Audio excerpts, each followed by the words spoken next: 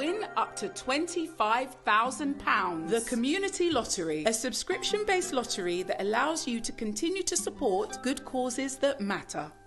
When you win, good causes win. Every month, eligible good causes have the opportunity to win a share of funds that could help them continue the good work that they do in our communities. To apply, there's no complicated forms, nor do you have to be a registered charity. Just grab your phone, send us a 60-second video explaining your good cause and the difference having extra funding would make to your project. Visit thecommunitylottery.com. Hit the play button and sign up for either 13 weekly draws or by direct debit for just £4.35 that gives you 4 weekly draws. You could have the chance of winning £25,000. The aim of the Community Lottery is to create an additional source of funding that will enable good causes to undertake innovative projects that matter. If you're in,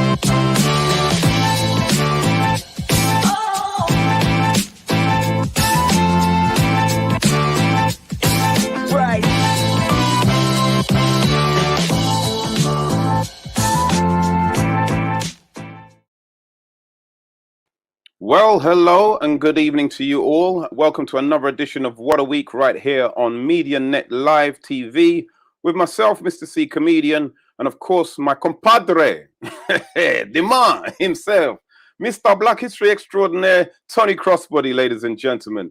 Good evening to you, TXB. How you doing, sir? Good evening, Mr. C. How you doing? And good evening to the viewers. Nice to see you, Mr. C, after your hiatus doing on celebrity duty.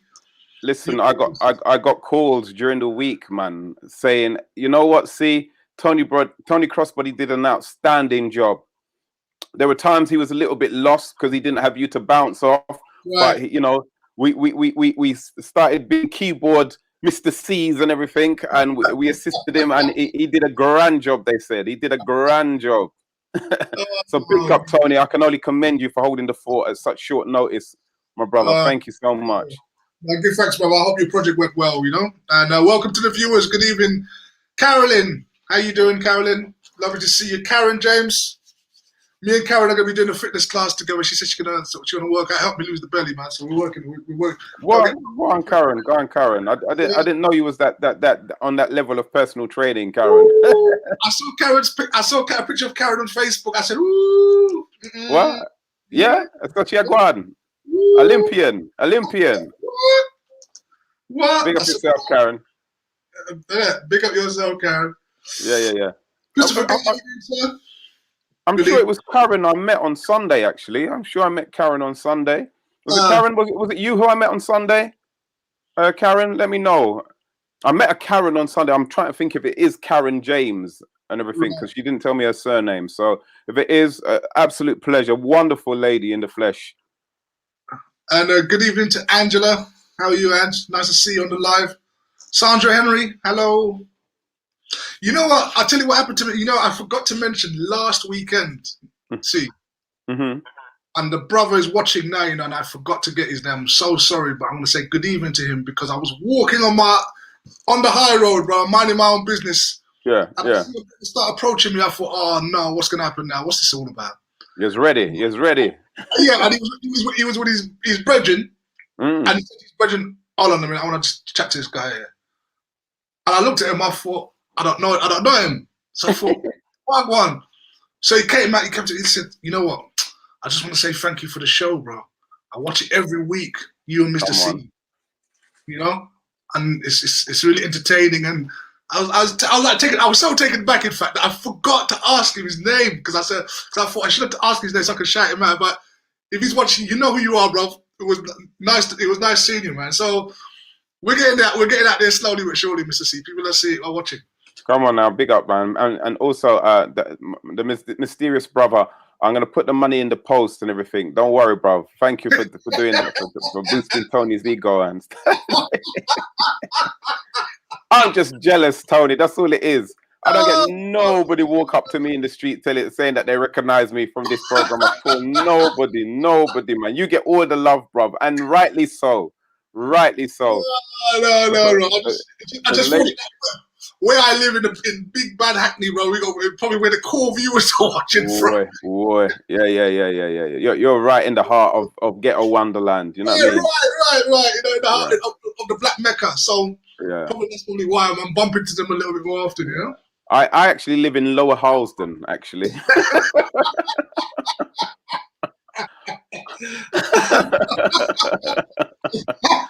Big up yourself, Christopher Gett. How you doing, family? You good, sir?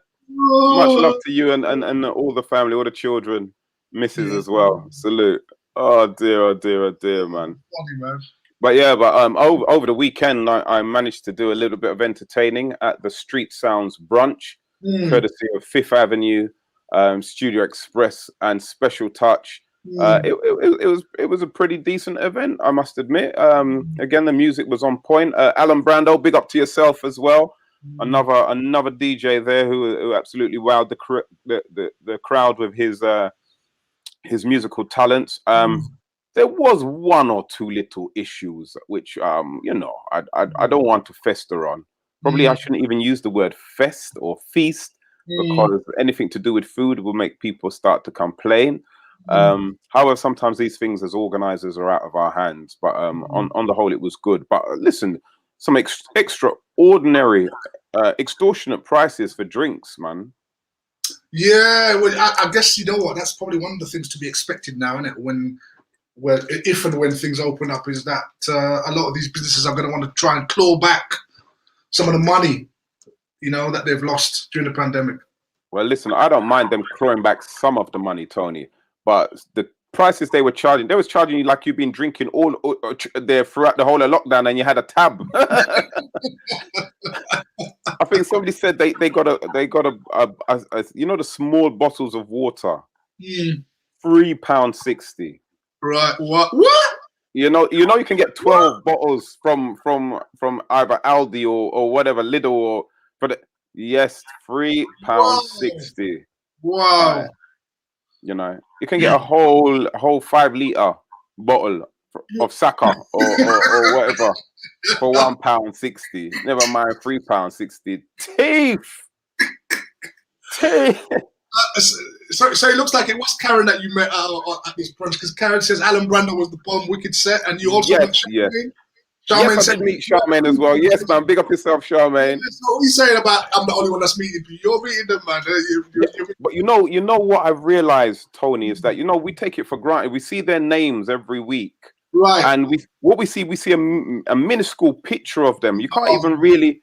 With black women, they're chameleons. Every week they change them hairstyle. Yeah. But that make it even worse. The picture what they've got of themselves there. This is when they was a lot slimmer and a lot better looking and everything. And then they come with their new the hair's got more grey in it, and it's not the same person. It's not the same person. So let me I'm playing, ladies. Don't complain to management. I'm playing, man. You look absolutely beautiful and wonderful, and it's a pleasure to meet you all in the flesh when we do meet you. Absolute pleasure, man. I felt special. let me ask you: who met who? Did you actually recognize Karen or Charmaine, or did they recognize you? No, and that's the funny thing, you know. So I mean, like much like how you just explained, Tony. You had these people coming up to meet you with wonderful personalities, and you could tell that these people know you well. But I was just like, oh, who the hell is this? Who? You're searching for clues in the conversation. Just like, okay, let me see if you're mentioning my family. So me know say it's family. And then they mentioned the common denominator, which was Antigua and Allison, or Plush Ali, Right. depending on who she's hiding from, which name she uses. Right. And then I was like, oh yeah, and then it's we watch you every week, and then it's like as soon as they say the name, you know exactly who you're talking to, and yeah, man. I felt like I was reacquainted with old friends, and the funny thing is we've never met before as such. Yeah. So wonderful, you know, man, wonderful. My biggest nightmare is that I go somewhere and like you know, someone be staring you in the face, thinking that you recognize them and you don't, and then you don't say nothing to them, and you walk off, and they think, I saw him, and he's going on like he's so nice. Listen. That is one of the fears again, where people don't realize that sometimes we just don't recognize everybody. So, ladies and gentlemen, if you do see myself or Tony out in any kind of social gathering or whatever, please approach us. We're very approachable human beings. Unless you work for the Metropolitan Police Service, then or the tax office. No, I'm good with the tax office now. I'm good with them. I'm good. I'm good with them now. I've got a good accountant, man. Me and them are friends now again. Yeah, my account is not so good, man. Yeah. Don't approach me if you work for the tax office. Trust me. There's a couple of times where family have knocked the door and they haven't got in because I thought it was taxman out there. So you know, so it go. Oh, today, Tony, is a very, very, very special day. You've highlighted the importance and the significance of this day, which is Windrush Day, ladies and gentlemen. June the 22nd is when the government of this country has finally sought fit to recognize the contribution of that wonderful generation, our parents and grandparents, who came to this country, what was it, 72 years ago, was it?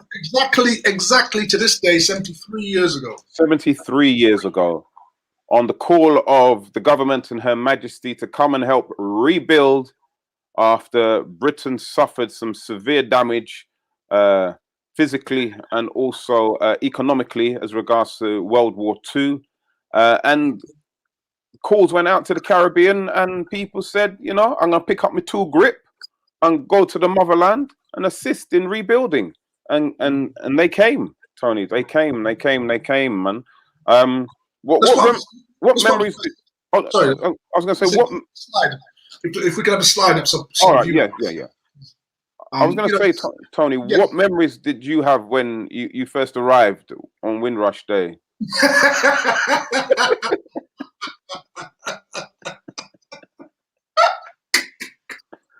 Don't let Tony fool you, people. Yeah, even though he looks like in his mid-30s, he's actually 87 years of age. He's 87 years of age. I remember when I first come from playing. I did bring my guitar, you know.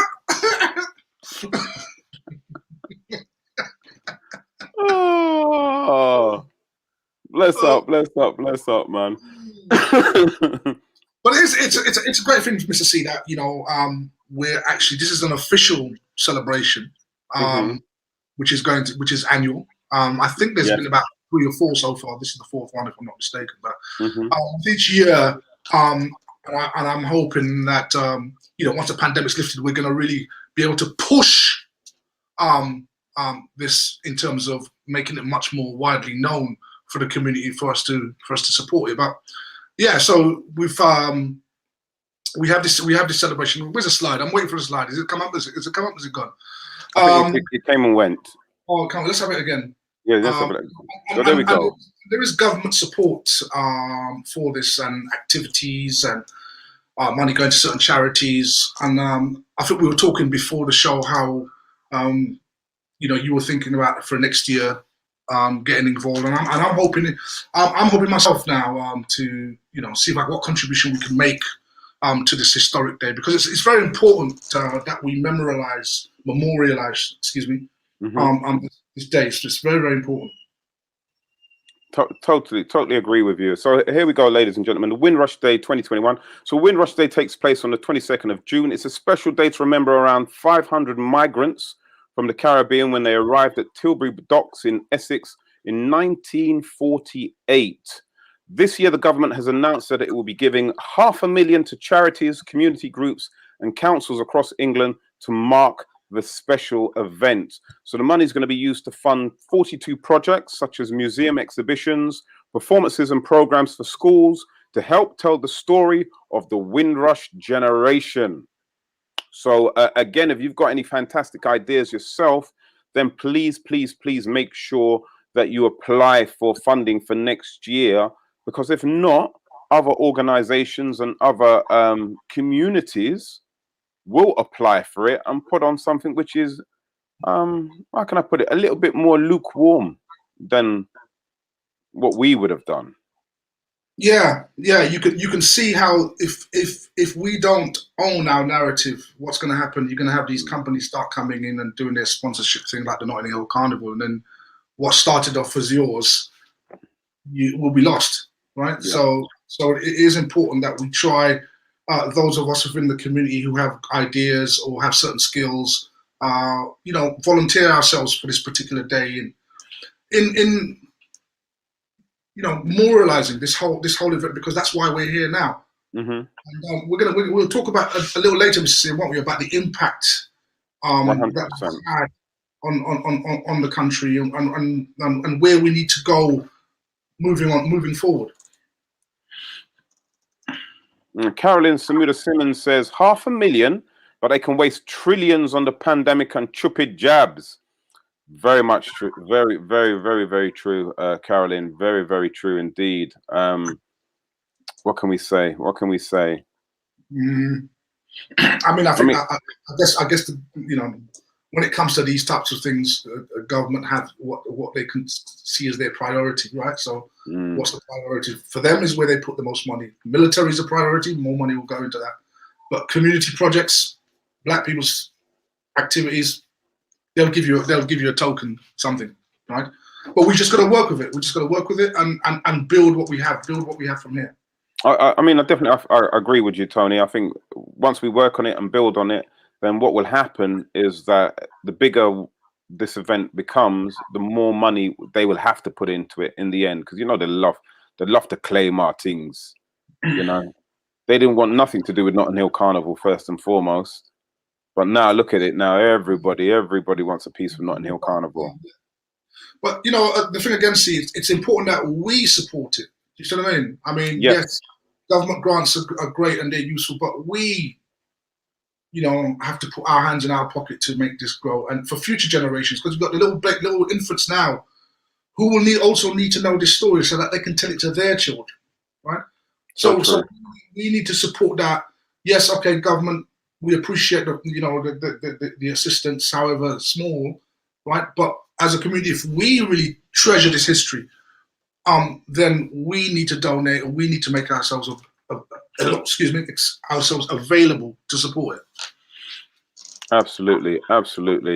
Charmaine Bradshaw says it's been good to see lots of events up and down the country and virtually as well. Well, yes, very good point, Charmaine. A lot of things now where before we may not have been able to have got across to get over to Tilbury Docks, for example, especially if you was living in the Midlands or Manchester or Liverpool. Now some of those events are online, so you and the whole family can watch it from the comforts of your own home. So I suppose being in lockdown has presented us with some advantages as regards to these type of events and getting access to them, Tony. Yes, indeed it has, and we're very fortunate that we can see things on the other side of the country or the other side of the world, particularly when it comes to celebrating our history. And I wonder, Mr. C, if we can just take a couple of minutes out to actually just remind ourselves of the ancestors when they first came, because we've got a bit of video footage which we want to share with the viewers. So can we see the next slide, please?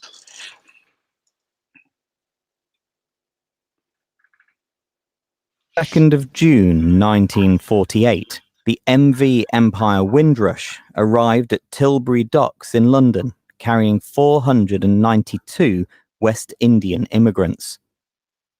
The ship, which was originally known as MV Monte Rosa, was a German cruise ship that had been used as a troop transporter during the Second World War. She was seized by Britain at the end of the conflict, when she was renamed. In 1948, the British government passed the Nationality Act, which gave British citizenship to people who lived in the Commonwealth countries and allowed them the right to settle in Britain. Britain desperately needed workers in the aftermath of the Second World War, so Commonwealth citizens were encouraged to immigrate and to help to rebuild the mother country. A series of adverts in and around Jamaica advertised tickets for the journey on board Empire Windrush for £28, which equates to around £600 sterling today. Many of the passengers who bought this first wave of tickets had been members of the Royal Air Force during the war. A number of them sought to rejoin the armed forces, while others undertook the voyage to see what opportunities Britain would present.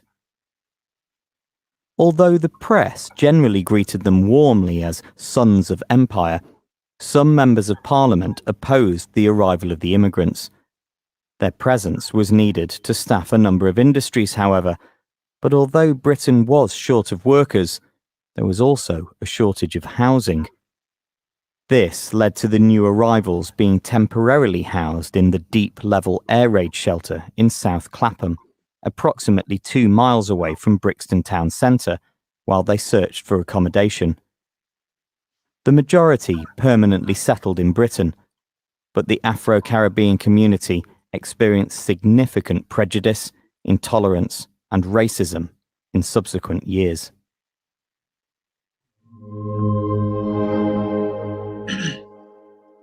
Wow. Yeah, absolutely. Wow. Absolutely wow, Tony. I didn't realise that they were housed in the air raid shelters in Clapham. I had no idea about that. Yeah, man. They was for quite a while as well, to be honest with you, Tony.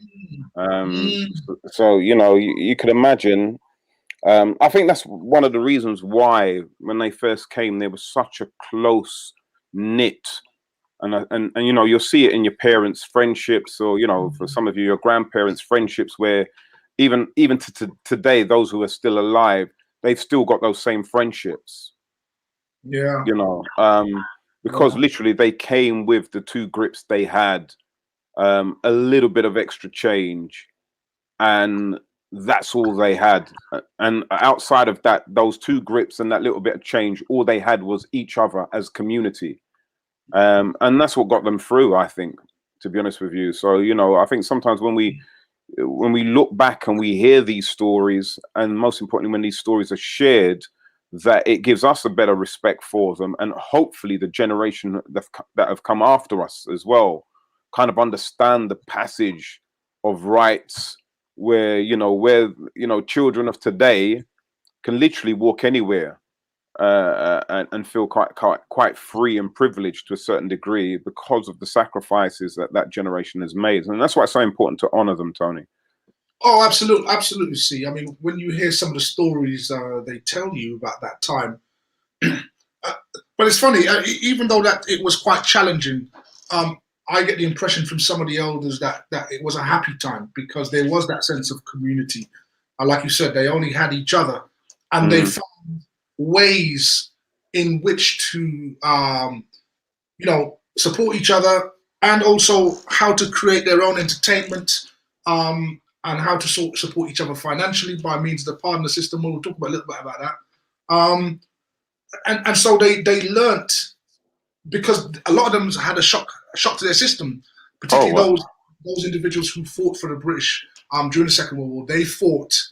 Many of them thought that they'd be welcomed as conquering heroes because they fought for the empire. Many of those men who basically reapplied for going into the Air Force were turned down as not being wanted. And can you imagine what it must have been like if you were a lawyer, a doctor, a teacher? you come here looking for the very same profession that you're in. Maybe you think, well, I'm going to get higher training.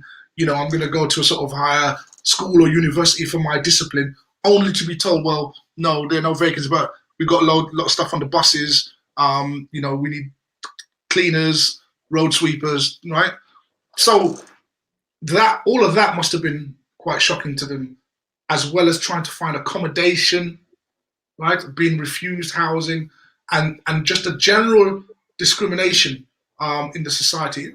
It was tough. It was tough for them, and I don't think we'll ever appreciate our generation. Some of us are first generation, or second generation. We will never appreciate some of the hardships they had to navigate.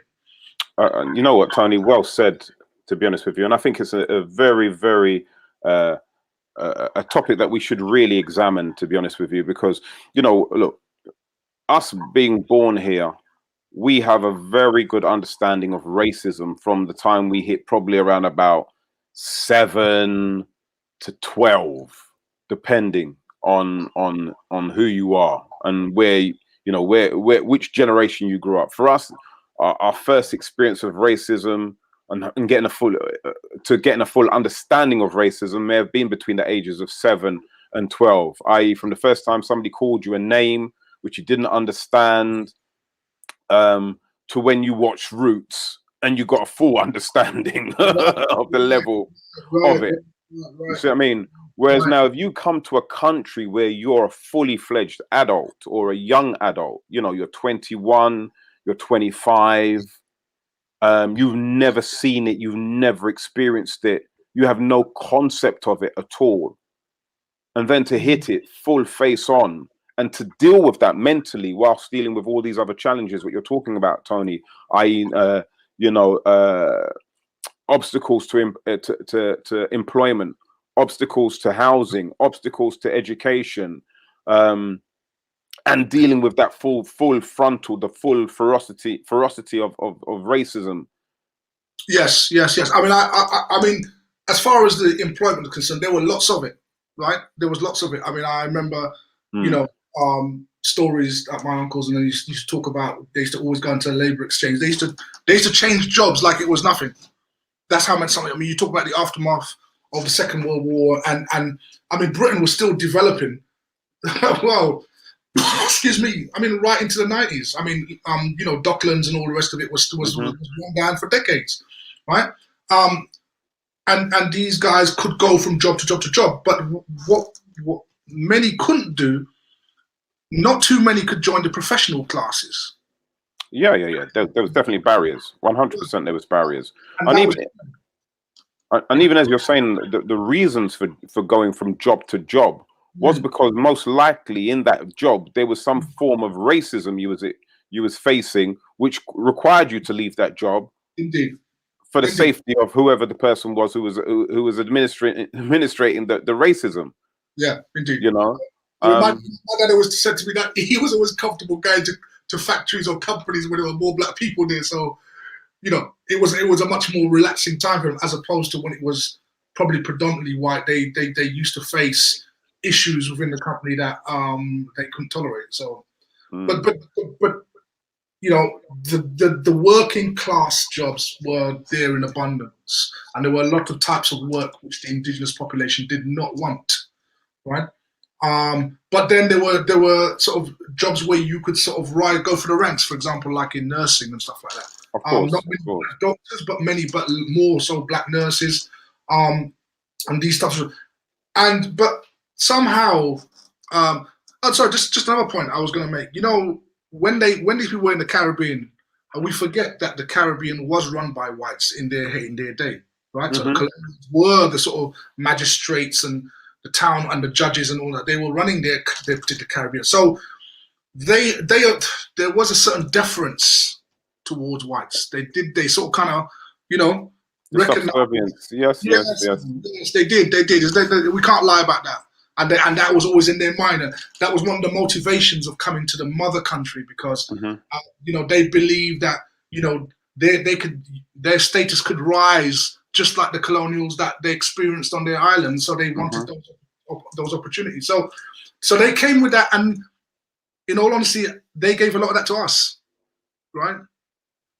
Unwittingly, that wasn't their plan, but their thing is, well, I want you to have a better life than I had. Mhm. Therefore, this is the approach that you have to have. Definitely, definitely. Charmaine Bradshaw says, our family friend died a few weeks ago, aged 92. She met her husband on the ship that brought them as singletons from Jamaica. Look at that, man. The original Titanic story. Yeah. Yeah, far wherever we are. Yeah. Hold me tighter, Gilbert. Hold me tighter. But can you imagine? I mean, the equivalent of £600. Where did they get the money, man? Goodness, they must have worked so hard. Well, look, some of them worked hard. Some of them, families clubbed together to send one, and then when that one came, found employment, they saved up, sent money for another one, and that's how a lot of families came over here. I know my mother and her brothers told a story all the time. Like, again, when my mum came, two of her brothers were already here, and they had joined together to put for my mother to come. And then when she came, she put money together with the two brothers, and then the other sister came. And that's what families did back then, and communities did back then. So Charmaine says she confirmed what I was just saying, that in those days you could walk out of a job and into another on the same day. Yeah. And the as it was called, the labour exchange. You know, the job centre of nowadays. You go in there. I think they told me they used to have cards. They could look at a job. Yeah, I'll apply for that, and pretty much could get it. That's how much work was available on the working class level. I mean, I can akin to that. I remember leaving school and going to the job centre and picking up a card, and it would say Westminster 326, and they would go to the little filing cabinet and pull it out, and it will give you the full job description, the telephone number. They'll phone them there and then say, we've got a young prospect for you, blah, blah, blah. You'd go there on the same day, and they'll tell you, whether you get a job or not. The good old days, man. The good old days. YTS scheme. Yeah. Listen, many a times I left the job on Friday because it was interrupting my social weekend, mate. I was like, oh hell no, there's no way I'm not working Saturdays. That's my raving days. Sorry, can't help you. So your ancestors left their job because they were getting persecuted. You left your job because it was messing with your social life. 100%, brother. Look at the difference. Look at what was paid for you, that you could leave a job because of convenience. Come on. And they left the job because of pressure. Yeah. Right? Now, interesting, do you recall, and the viewers, do you recall, did your family ever talk to you about the Teddy Boys? The significance of the Teddy Boys during those early years, particularly more so probably the 60s, 50s and 60s, when they were prevalent in the UK, but they were kind of like thugs. Oh, definitely. I mean, the Teddy Boys were a carbon copy of the. Have you watched something like what's that? What's the La La La La La La America La La La La La La? What's it called? West Side Story. West Side Story. So that was the English version of West Side Story without the music, and without the dancing. That's what we had. We had the Teddy Boys and the Teddy Girls. So they had all the Elvis quiff and the big flamboyant cars and everything, and they were very much far right. Yes, and they certainly did attack black people. My dad used to tell me how he used to have to carry a hammer inside of his coat because the attacks were so prevalent that many of the brothers had to protect themselves. Now, I found this interesting clip. You're going to find this fascinating. Now, this is from a movie, a British movie made in the 50s. Right, it's only a few seconds. We're going to watch it, but it sort of demonstrates what the Teddy Boys were doing to black people back then. So let's just roll the next clip. Let the viewers get an idea of what was going on back in the 50s. Again, those of you watching with your children, please, again, just explain to them afterwards that this is just a movie.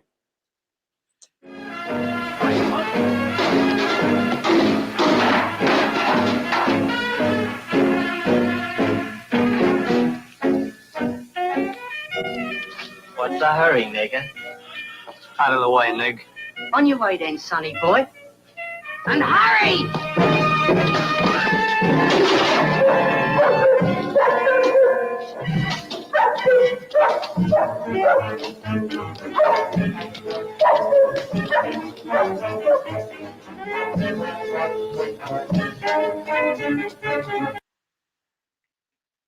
Yeah, I just found a clip of that, but you know, I didn't understand when my dad was telling me these stories about Teddy Boys. I think I remember seeing them when I was younger, growing up, but they were pretty much harmless by then. But back in those days, they were very much violently inclined and used to go in gangs and beat up blacks when they found them. Of course.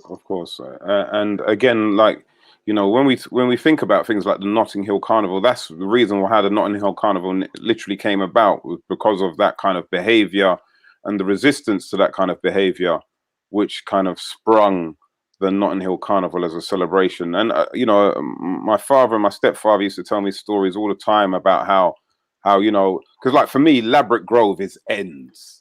Like how much Hackney is ends, Brixton is ends, and they say, "Oh no, you know, back in the day, you know, you couldn't just walk down Ladbroke Grove, you know, by yourself. You'll be looking for troubles. You know, Teddy Boys then will set upon you. You know, so you never carry a little things with you. You know, just give a little Teddy Boy a little something, you know, give a little, you know, make him know himself." Right. And then they spoke about how they used to, you know, now walk with other friends to make sure that they were safe, because it was one of the things which is, again, is very commonplace for racists, is that they tend to hunt in packs and attack solo individuals. Right. However, if the numbers seem fair, then turn quiet, then turn sheep. Yeah. I mean, you know, I've heard a few stories of some sort of roughhouse incidents that took place. Particularly Hackney, and Hackney was kind of really rough. It was one of the areas that really suffered during World War II. Much of the East End, a lot of East End was bombed. In fact, it pretty much it never really recovered, probably until the end of the 90s. You know, because investment was so slow in coming in building up the East End, which had been bombed so badly, and particularly the southeast, places like Deptford and all that. You know, they were rough. So they had individuals in these areas, you know, that were rough in that manner. But obviously, the black men, had to sort of form sort of coalitions and stuff to protect each other and to protect the women, because the women were getting attacked. They were having eggs thrown at them, being spat at, and this sort of.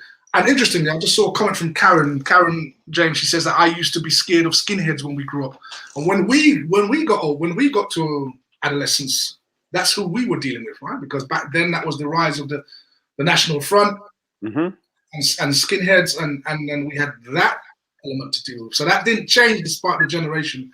There was barely an incremental improvement from what our parents had gone through. Definitely. But you know, again, I suppose these things are here to kind of like give us an example of what each generation has to go through. However, I think our parents and grandparents' generation, they were the pioneers of dealing with this particular type of problem. I just want to say good evening again, Patrick Solomon, as well. Anne's, good evening to you. Thank you for joining us. Paula Powell as well, good evening. Thank you for joining us. Yeah. Sorry, you were saying. The worst thing is, the worst thing is that although the elders saw an improvement in the conditions in this country, up till recently, many of them were effectively hunted and kicked out, right? Because allegedly because they didn't have any paperwork. And right till today, this matter has not yet been resolved. I wonder if we can just run a clip where we can actually have a look at this very quickly, please, management.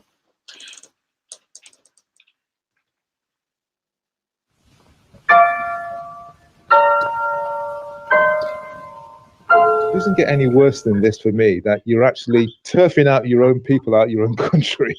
And that's what's happened to the Windrush generation. And that, as the Home Secretary has said, is a stain on the conscience of the Home Office. This is a generation of people, thousands of them, who came to this country after the Second World War and gave so much but took so little. Get this man sorted today. Caribbean-born UK residents suddenly being targeted for deportations. Do you think there is structural racism or institutional racism within the British immigration system?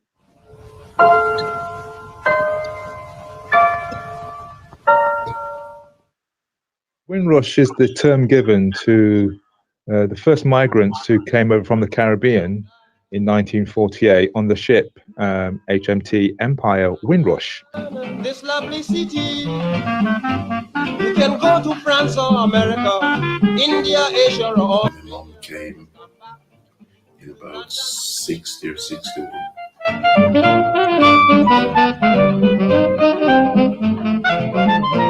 The Windrush scandal came to our public conscious in April 2018. 164 people were detained and deported, which the government says it got wrong. He died out in Jamaica. He went out there and then never got let back in here. And this was about 8 years or so ago. The coalition government, they set out to do what was called the hostile environment, whereby they decided that they wanted to make it more difficult for illegal immigrants. What this did, it inadvertently cast a net for people who had the legal status to be here and the moral right to be here, which was the Windrush generation.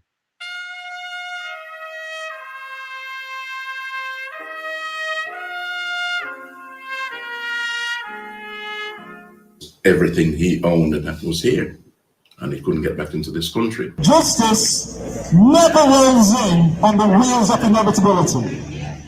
You have to continue to pursue justice and to fight for justice. And justice delayed is justice denied. I'm not talking about people who just didn't work so they didn't contribute anything. Their whole work is... And this little old just like this river, I've been running ever since. The emotional and psychological impact has a long, it runs very deep, it runs very hard, and there's a lot of work to be done to bring back the confidence, as it were, to people who've been damaged through this. People watching see the way that this government holds in such disrespect the contribution of West Indian, Caribbean and black people in this country. When will Black Lives Matter once again? I mean, how can you work, own your own home, and then they're telling you you're not, you know, that don't make no sense to me at all. Oh, yes, it is. There's a time I will go to my brother. Oh. I've asked my brother, will you help me please? Oh. Yeah, see, I mean, oh boy. So in other words, look, they came as young men, 21, 22, right? And now as old men are being persecuted and basically kicked out of the country, where some of them have been living pretty much on rubbish tips in the Caribbean. Some of them have died out there, and some of them are still here now struggling to make a living, as they still can't get access to certain things like healthcare and government assistance. Criminal. Terrible. It's terrible, Tony, man. Absolutely terrible. The way how they've treated that generation it's again, for me, it's not no accident. It's by design. This whole hostile environment. Yes, it was initially for those who were illegal immigrants but they decided that they wanted to target a certain group of individuals, being those of Caribbean descendants or Caribbean origins, and they actively went out for those particular people. It wasn't this is not an accident. This is something which they did by design, 100%. And you know, they need to. The compensation scheme, what they've got, is a joke as well. They really need to compensate all of these people and their families for the torture. Yeah.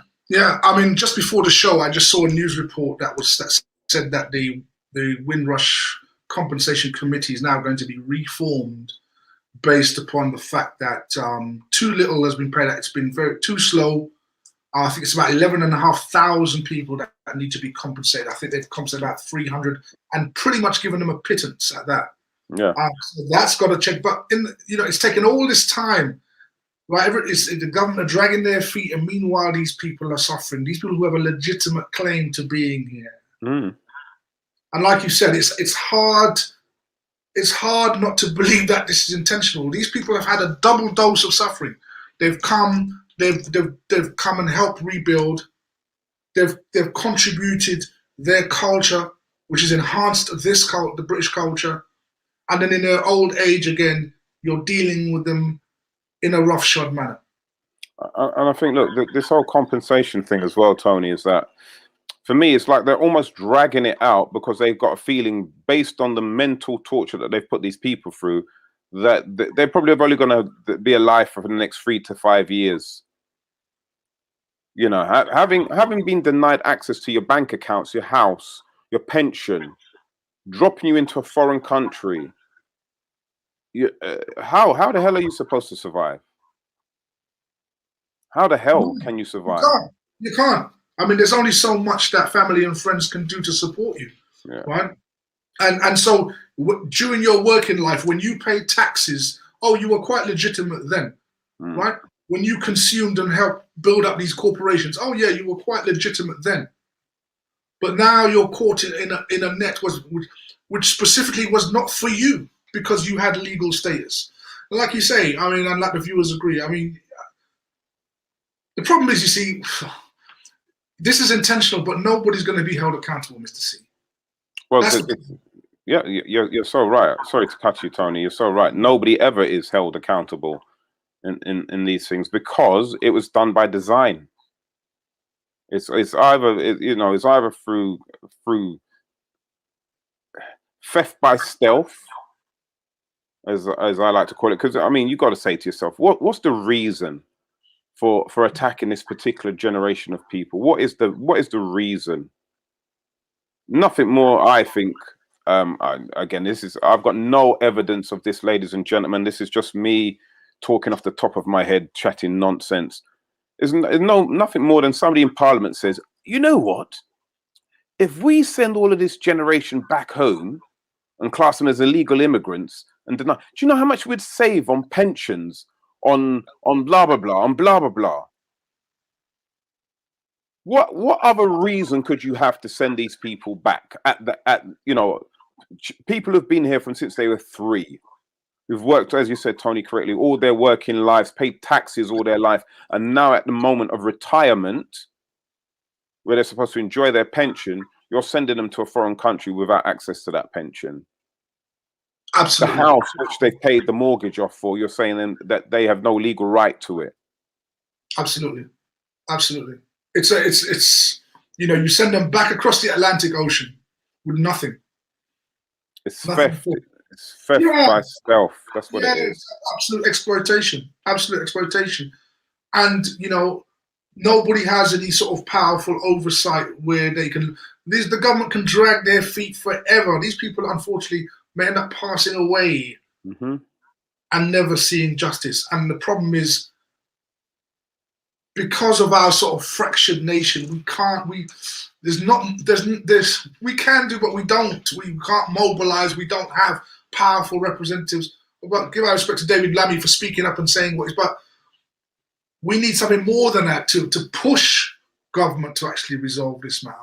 I mean, you know, it's not just about a full-scale apology and a couple of resignations. We need much more than that. And this is just part of a long cycle of oppression. And then, you know, some members of the public have chicks say, "Oh, what you belly aching about?" Well, I mean, the only way I can put this kind of behavior and treatment of our people. What would Enoch Powell say if he was alive and saw this happening? Would he be happy? And if Enoch Powell would be happy to see what was happening to our generation, this generation, that just goes to show you how terrible it is. How terrible it is. Caroline says she wasn't even aware of the fact that the Nationality Act, what was it? I was just trying to, yes, Caroline Simmons says, I didn't even know about the Nationality Act until today. How the hell was it allowed after that? I knew they were Commonwealth, but an act and still not protected beggars belief. They need enslaving like in 12 years of a slave film, just because despicable. Yeah. So this is why, I mean, you know, why we're honoring them today, because of the first wave and the sacrifices they've made. And unfortunately, they've been forced, many of them have been forced to make a secondary sacrifice where they're open to sort of live out their lives with their children and grandchildren. Have been forcefully separated from them and forced to go back to an island that many of them didn't even fully grow up in. Some of them were only there till about 10 years old, 9 years old before they left. So they don't even know the place. Not at all. Not at all. You know, Christopher Gatt makes another good point. Look at Grenfell. They don't really care. It's all about sharing the money between themselves. So true, Christopher. So true. Paula Powell also points out, but our parents came to England and taught these skinheads' wives about personal hygiene, clean and cooking. Sorry. We came and educated in so many ways that I have mentioned, which is so true. I mean, Tony, we spoke about this in some detail, didn't we, as regards to the benefits that that generation brought to this country and to the people of this country and society. Lace curtains. Yeah, yeah, as simple as that's it. But you know that probably prevented many a burglary, right?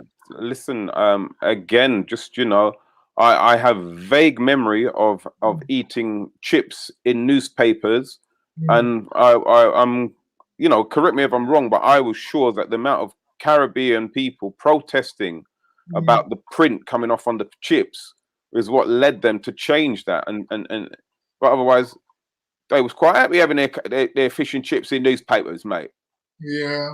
I mean, there was very much a issue here with hygiene, and has been for quite some time. Remember, the old houses used to actually have they used to have the outside toilets, remember, and you know, issues with sort of hand washing and general hygiene wasn't really in fact English people were known you know, for wearing sort of the same shirts sort of every day of the week, you know, with sort of dark necks and all that sort of thing. And you know, Caribbean people who are generally up on their hygiene sort of led that way. They led that way in terms of, you know, how they presented themselves. And we talked about a little about how, you know, through the 3 or 4 generations that have been here, how the very fabric of the language, the British language, has changed because of the Caribbean influence. Sometimes you close your eyes, Mr. C, and you listen to school kids walking past you can't even tell now which is who are the white kids and who are the black kids. It's very difficult because. And I think a very good point that you made as regards to, you know, the whole clothing thing. I mean, when we look at those images of the Windrush ship and we see these people coming, they all look like Hollywood superstars, movie stars. There's not one person there who you can look at and say they look impoverished. But it's funny you say that. See, but up to quite recently, I don't know about you, but a lot of us, when we used to fly to the Caribbean, we put on best clothes going on the plane. It seems to be, you know, when you're taking a long flight and you're going somewhere, it's like putting on your good clothes was the standard, you know?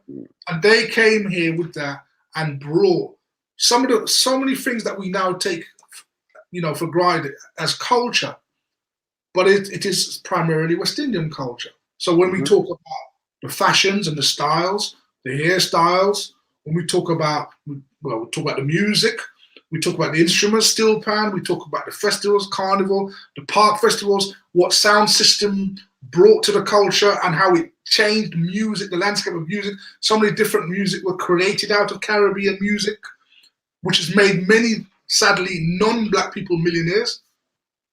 I mean, there's so much of a contribution that, we should probably have a certain day set aside to show that in 73 years of being here, the landscape has changed considerably. Now, we're not decrying the contribution of other communities, but the Caribbean community's contribution to this country is immense. 100%. I mean, Patrick Solomon is reminding us how some were actually washed in the kitchen sink. Very much so. Very, very much so. Again, they said that the dirtier the cap, mate, the nicer the tea is. It's a proper capper. Unless you see the ring marks in there, mate, that's not a cup of tea, is it? It's just hot water with flavouring, isn't it? But with all that said, Mr. with all the struggles and with the ongoing inequality that there is in this country, I mean, our generation and the youngsters now and the grandchildren now have a situation in this country that's far better than what our ancestors encountered when they first came here. It's not paradise. We're still chasing that equality, but the prejudice and the racism is not so overt as it once was. Yes, a lot of it has gone underground. A lot of it, you only need to go on YouTube to see where they've gone. However, we can walk more freely. We've had more opportunities than previous generations. Some of us have done very well. We have properties, cars. We can enjoy 2-3 holidays a year. So, and to be fair, the UK is probably, certainly from what I've seen in my limited travels, probably one of the best places in the world for Black people to live, despite what they have to do. You couldn't pay me to want to go and live in the United States. And the security situation in the Caribbean is such that, it's just too difficult to stay there for many long term. Many have gone and had to come back. So there are some pluses in those minuses, and I think we have to sort of, weigh them up. Yeah, and we have to keep pressing forward to push for more rights that that are long overdue. But in saying that, we enjoy, security and walking around. It's very unlikely that you and I will be walking and we're going to be harassed or attacked by white people or face racism. There are some people in our generation who've never heard the N-word spoken to them. They've heard their friends have maybe experienced it, or maybe their father or but they personally, throughout their whole life, have never heard it themselves. They might have experienced what they felt was prejudice because they were overlooked at their job, or they had a run-in with work colleagues. But as in direct racism, in the way that our parents faced, a lot of us haven't faced that. So we've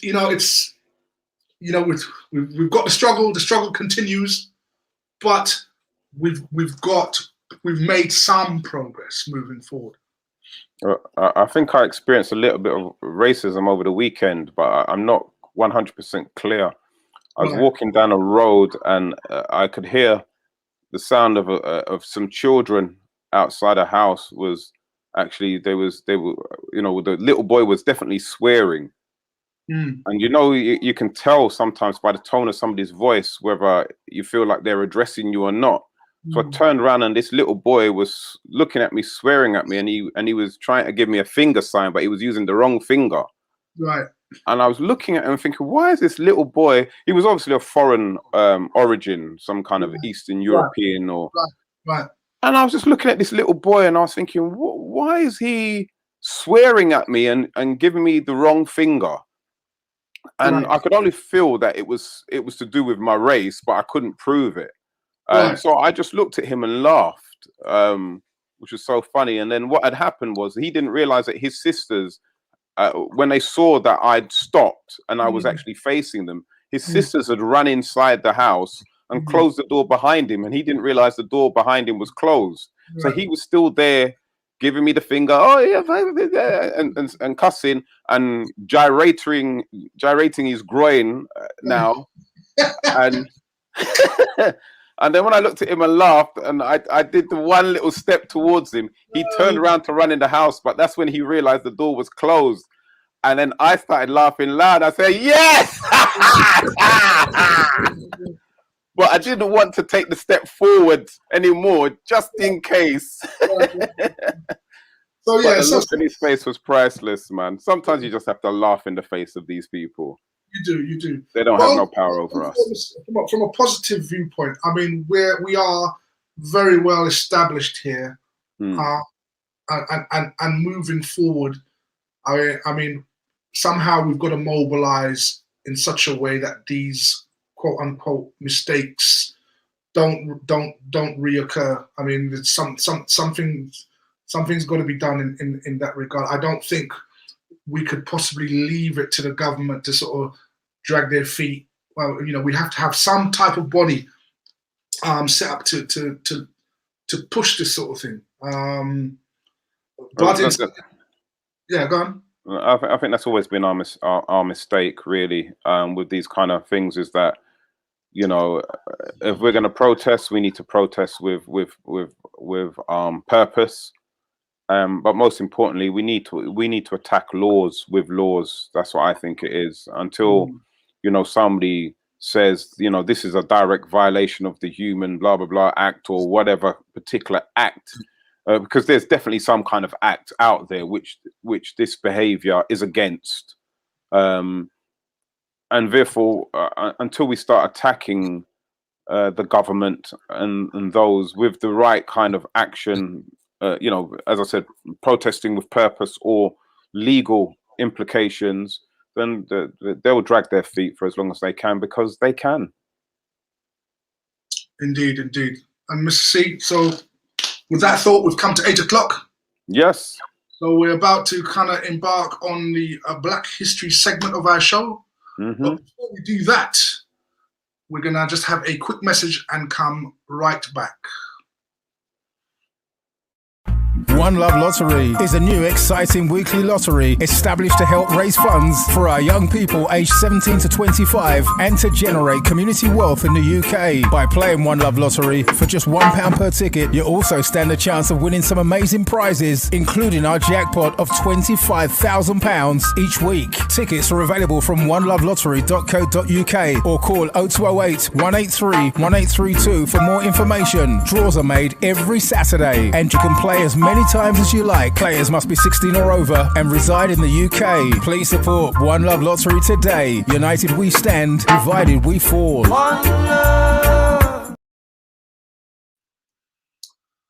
So, welcome to the Black History segment of the show. If this is your first time watching, you are most welcome. You might hear something new, or you might hear something that already adds to the knowledge you already have. But whatever it is, we do hope you enjoy the show this evening.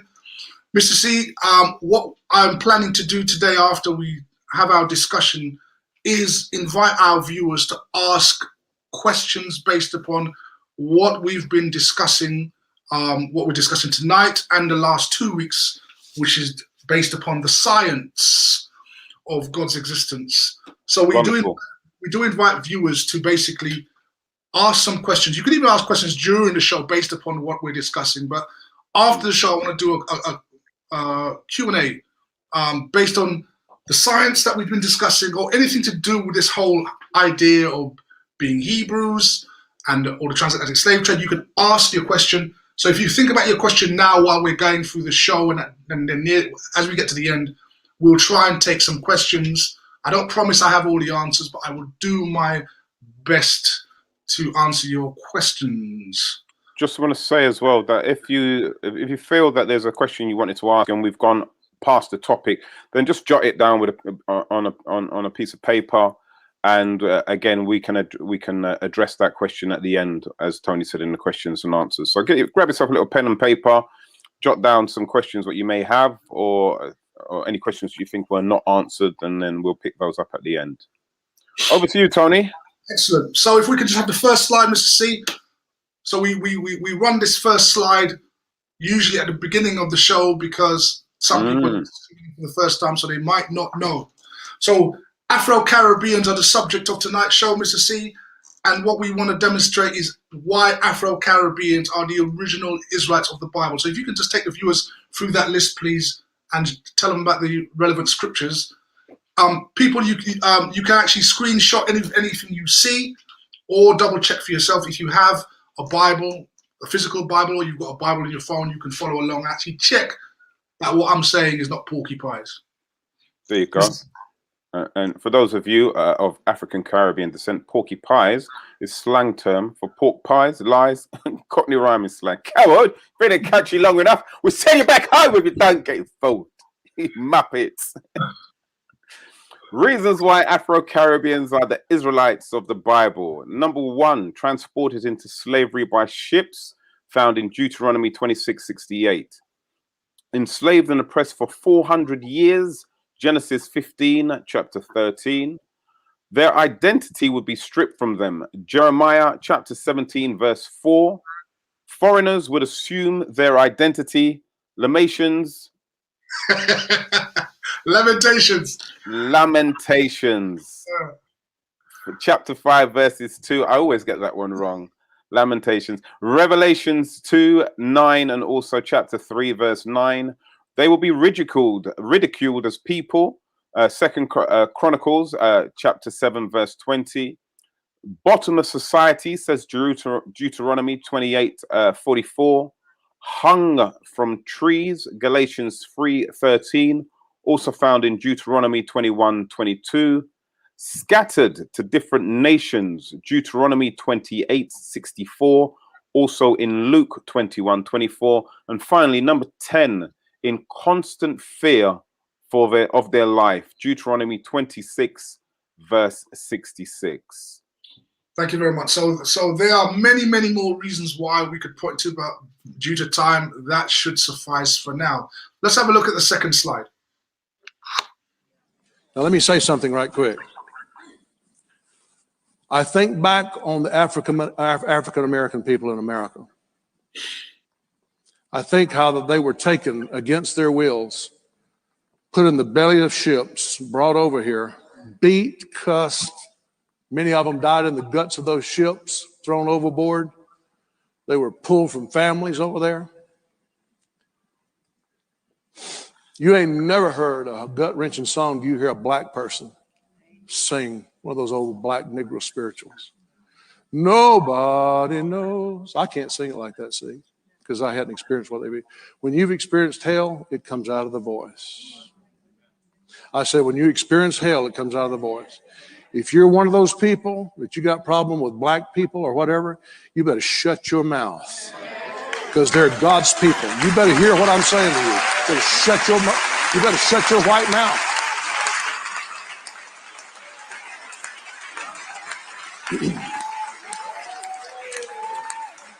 You better shut your white mouth. I'm not kidding you. I know some of you was raised in the deep South and you was raised by prejudiced people and bigoted people.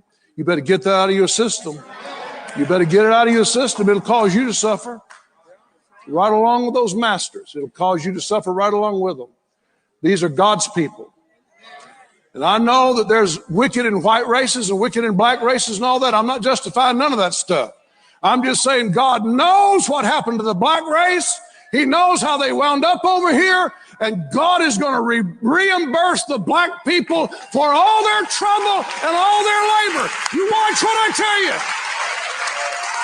Watch what I tell you. Listen. So although that particular pastor was pointing to Afro-Americans, well, by extension, Afro-Caribbeans are included in that because they are all the same people. As the pastor pointed out, they are, and you are, and I am amongst God's people. Now, the thing is, the idea of being God's people, or chosen people, requires that the existence of God is real. Because if he doesn't exist, then you're not chosen, obviously, right?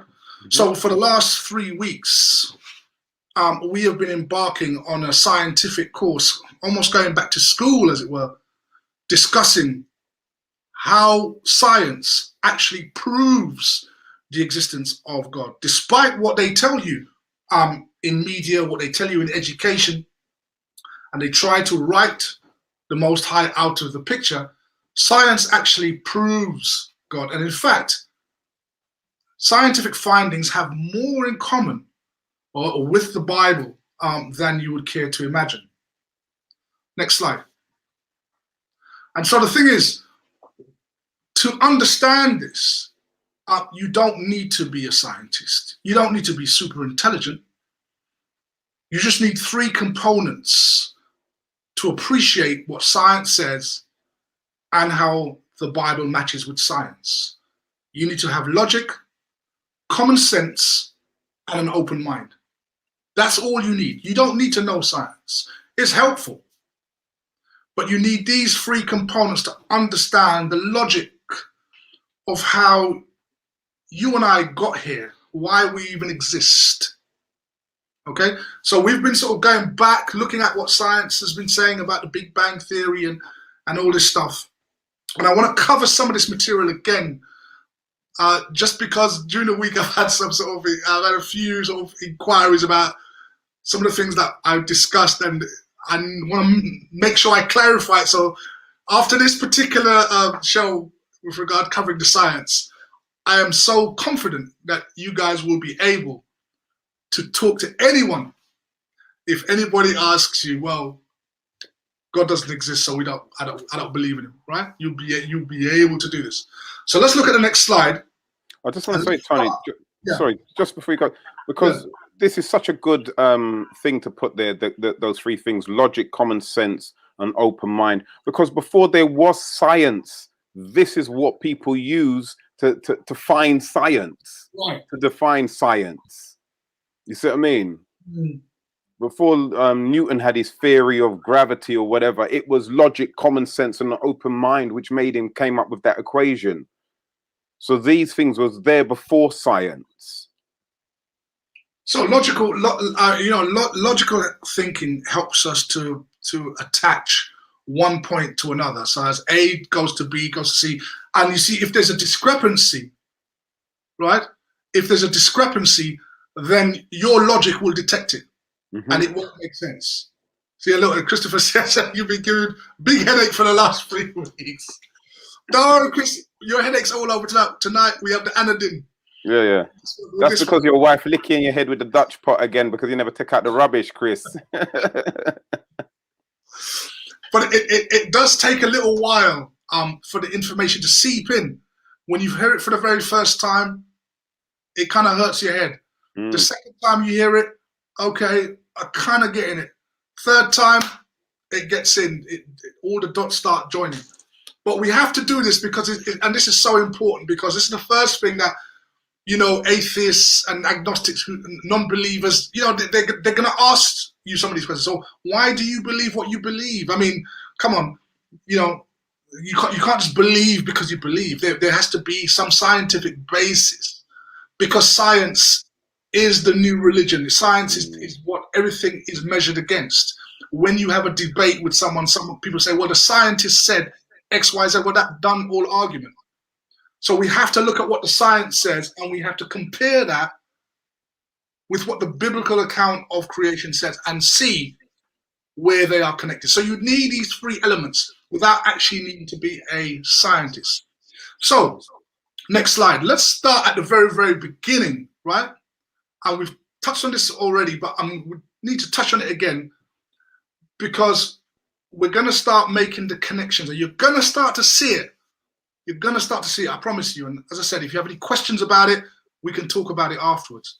So, Mr. C, here is the first slide, okay, which asks a very important question. Where did matter in the universe come from? If you could just read the underlying answer, and we can take it from there. It reads, in the beginning, there was not yet any matter. However, there was a lot of energy in the form of light, which comes in. Okay. Yeah, that's it. That's it. So notice, this is science speaking. So they're not speaking about no God or nothing like that. They're talking strictly about science. They're saying that in the beginning, there was energy, right? So this is before the so-called Big Bang took off. There was just energy everywhere. And they know this because energy, they could measure it, because they said that energy, the form it took was light. So just remember that. Energy was in the form of light. Now, we need to understand what scientific law governs energy. Okay? Energy. Think about that. Energy in the form of light. Next slide. So we're going to look at a scientific law called the first law of thermodynamics. Okay? The first law, and this discusses energy. So I'm going to see if you can just read the underlined part for the viewers. Okay, so the first law of thermodynamics is that meaning that energy can neither be created or destroyed. Thank you. So remember that. Scientists, this is science now. Energy cannot be created and it cannot be destroyed. It's always been there. And it took the form of light. So light has always been there. Right? Energy in the form of light has always existed. Next slide. How does that tie in with the Bible account? Mr. C, if you could just read that for us, please. So this is taken from 1 John chapter 1, verse 5 reads, "This is the message we have heard from him and declare to you. God is light. In him there is no darkness at all." Stop. Thank you. So notice, God is light. Next slide. We're just going to go back and look at this again, because I'm going to keep going on. You're going to get this. Mr. C, just read that underlined part again. Where did matter in the universe come from? In the beginning, there was not yet any matter. However, there was a lot of energy in the form of light. Thank you. So that is the first law of thermodynamics. Energy cannot be created, it cannot be destroyed. It exists in a form of light. The scripture we just looked at said what? God is light. Next slide.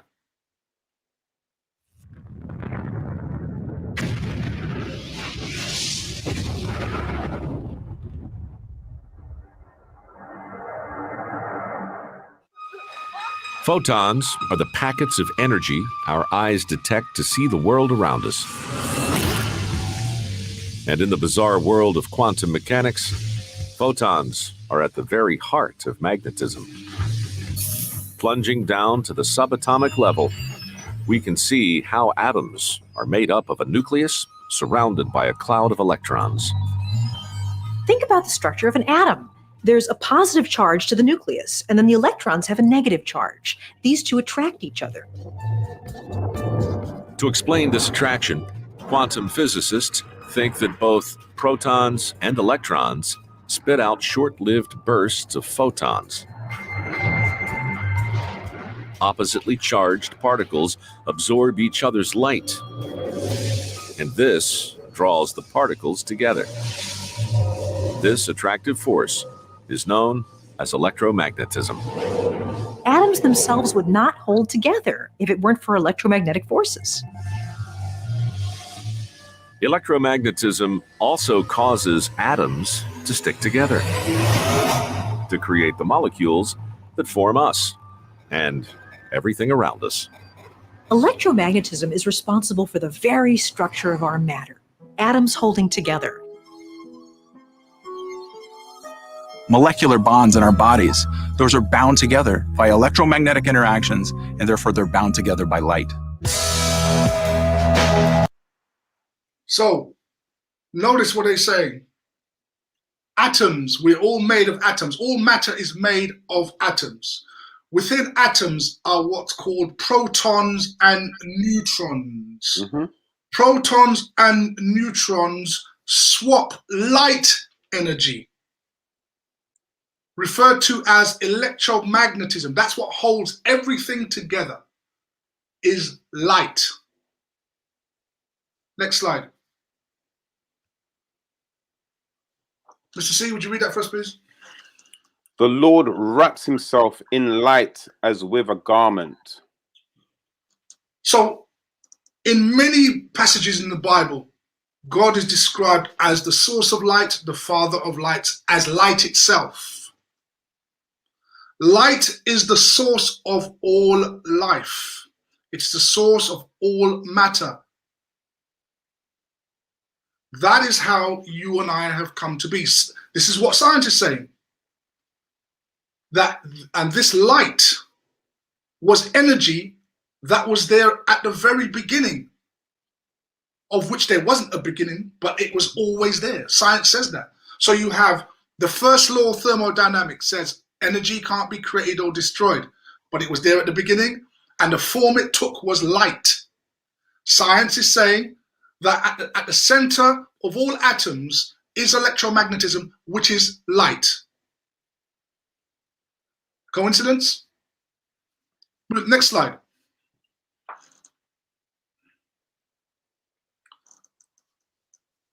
Sorry, go on, Tom.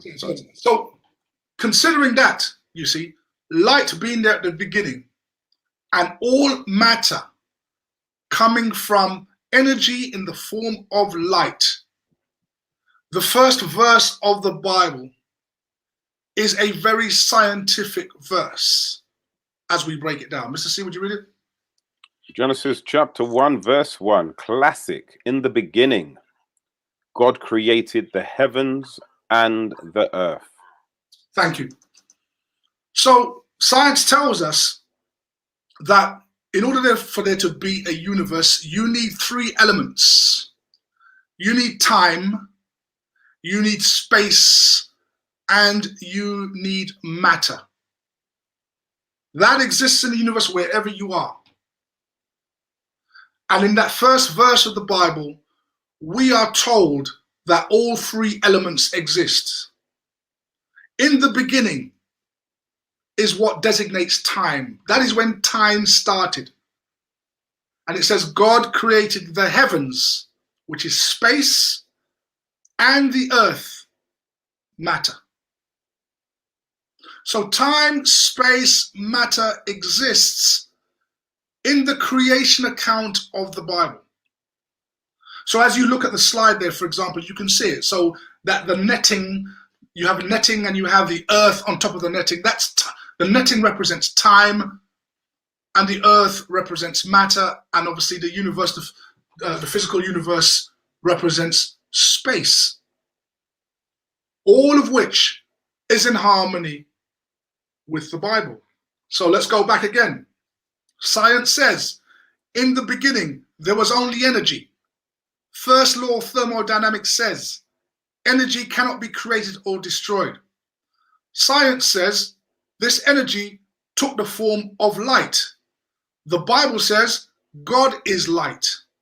Science says, in order for there to be a universe, three elements must exist: time, space, matter.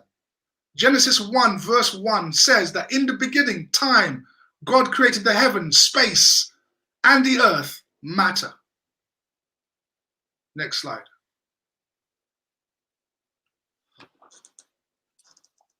So here's a pictorial diagram of what's called the space-matter continuum.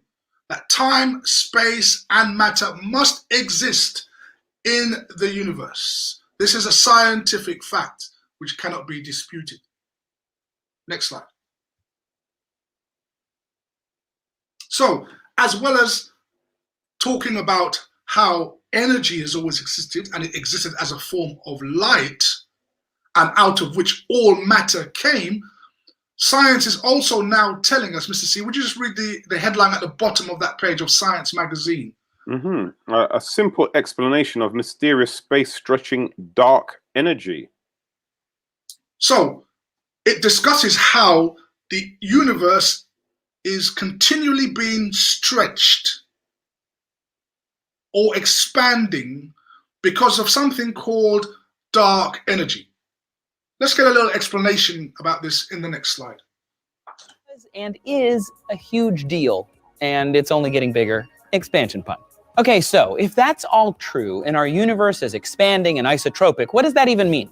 Think of our universe as baking raisin bread. If each of the raisins is a galaxy, as the bread bakes, the dough rises, and the raisin galaxies expand away from each other along with the rise in all directions at once. If this Thank you. Yeah, it's a very quick. This is a very quick one. But again, notice how science talks about how the universe is expanding or stretching continuously. So we have the creation that came out of light, which is light energy. We show how God is light. We show that time, space, and matter were created at creation according to Genesis 1:1. And now we are told that the universe is expanding or stretching constantly. Let's have a look at what the Bible has to say about that in our next slide. Would you read that, Mr. C, please?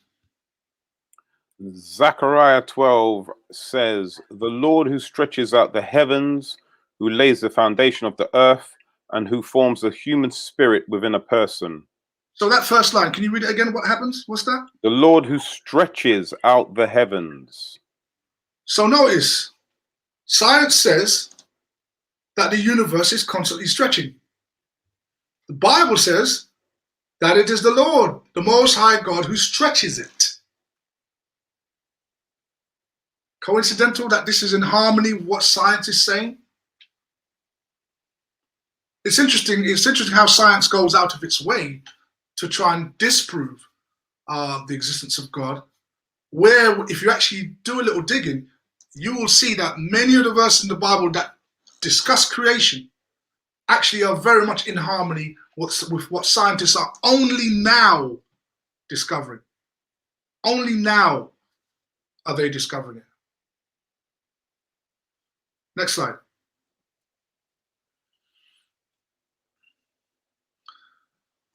And as they are discovering more, Mr. C, would you believe science is starting to make a turn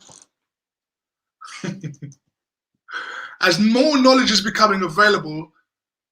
Scientists are now, not all of them, of course, but science is now starting to acknowledge the fact that there could well be a case for the existence of God. Imagine that. Imagine that. So we have a situation. Let's go back.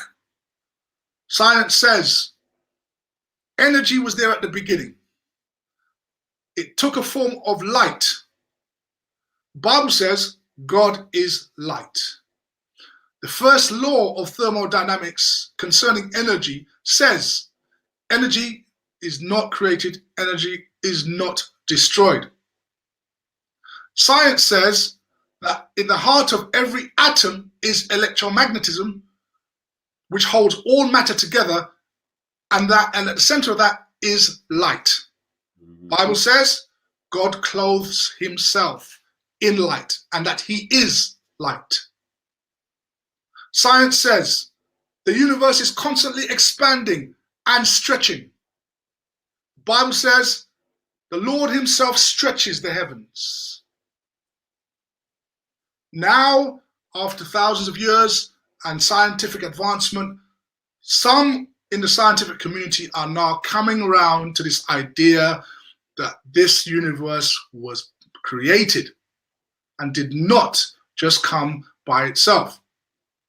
Now, for lots of people out there, a question arises. Next slide. Common question that we get, Mr. C.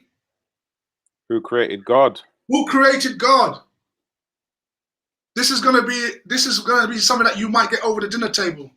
And if you remember this part of the show and can explain it simply, as I'll show you, you're going to be the star guest at anybody's function, right? You're going to get extra pudding if you can answer this question, because millions of people believe it or not, have never had a satisfactory answer to this question. Right? So if we can put it in a very simple way, oh, you're going to be, I tell you what, you're going to be top boy or top girl at any dinner you go to if this subject ever comes up. Right? So who created God? Let's look at this again. Next slide. Now this time I'm going to start with the scripture and then we're going to sort of explain it. Okay? Mr. C, would you read that verse, Psalm 90, verse 2? Yes, you have always been God, long before the birth of the mountains, even before you created the heaven and the world. Thank you. So according to the biblical account, before everything was created, God existed. Now, Mr. C, remember the first law of thermodynamics? Do you remember what it said? That energy cannot be created or destroyed. Fine. There you go. So if energy cannot be created or destroyed, and God used that energy to create the universe, then logically, he also cannot be created nor destroyed. Remember, last week I used my little exercise, my little, where's it gone now? My little kettlebell to demonstrate how energy, although everywhere, does nothing until it's directed. You have to direct energy to accomplish a task. And that energy equates to power, right? So power equals energy divided by time in science. That is the formula. So what we have is the first law of thermodynamics. Energy cannot be created nor destroyed. The Bible says, you have always been God. Now, look at the slide very carefully, please, viewers. Notice that at the top right-hand corner, I've put a red rectangle to denote the creator. Okay? And a green rectangle box to denote energy. And then if you look at the actual diagram where it has, where you see the earth and you see time, notice that the creator is outside of that. Right? Notice he is outside of that. So what did I do a couple of weeks ago, Mr. You remember, the viewers, you remember my famous, world famous Sports Direct mug to demonstrate how the Most High cannot be created nor destroyed. Why? If the cup represents the universe with time, space, and matter contained within it, and this tea bag represents all living things, you have a universe. But where is the Most High, Mr. C? Outside of that, man. Outside. Therefore, being outside means that he is not constrained by a beginning. Neither is he constrained by an end. Because that is what time is, a beginning and the end. So when the Bible speaks about in the beginning, when God created the heavens and earth, that is when time began. That is when time began. But God existed outside of time. Just as science says, energy existed outside of time.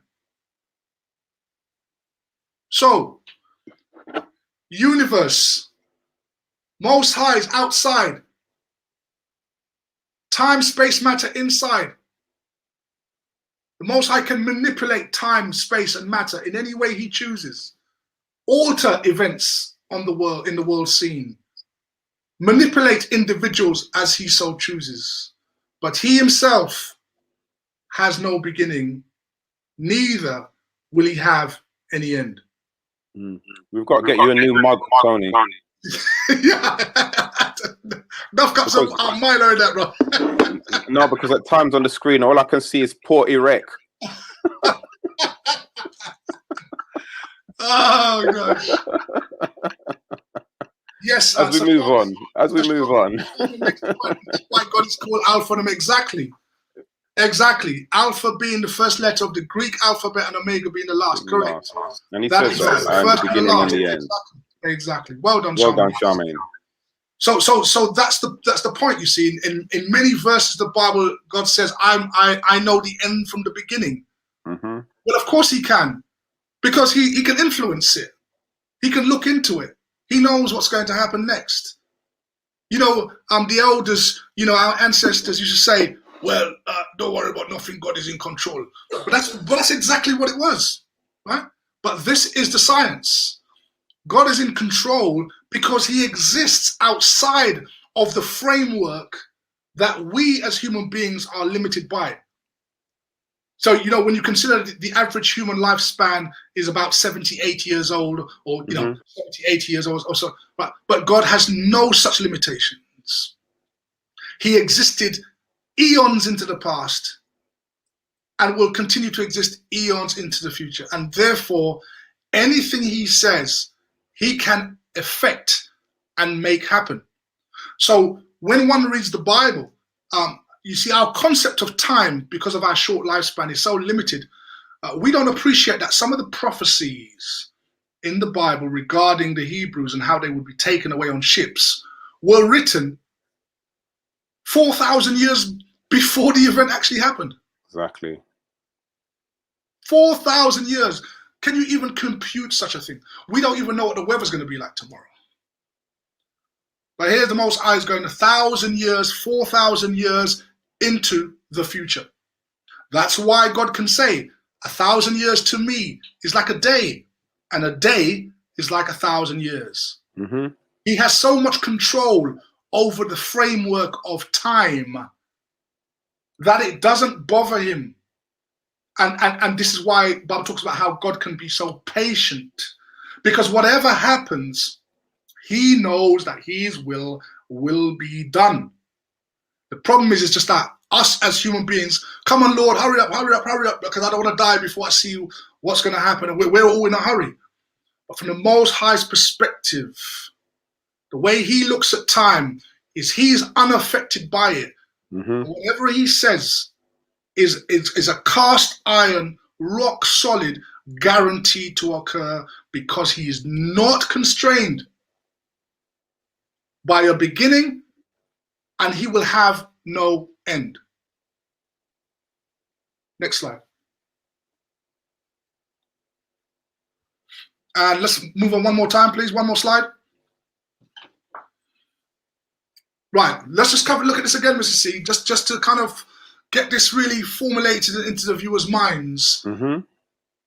Where did the matter in the universe come from? Just read the underline again, please.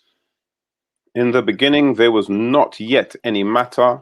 However, there was a lot of energy in the form of light. Thank you. So light, which was the visible representation of energy, was always there according to science.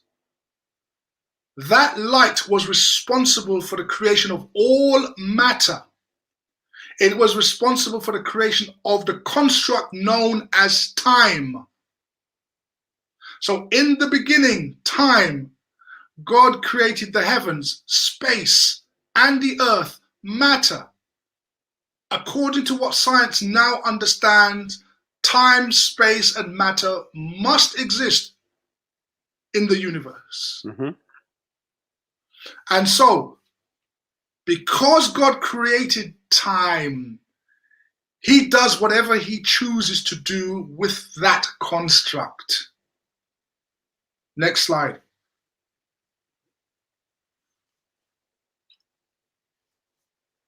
Now,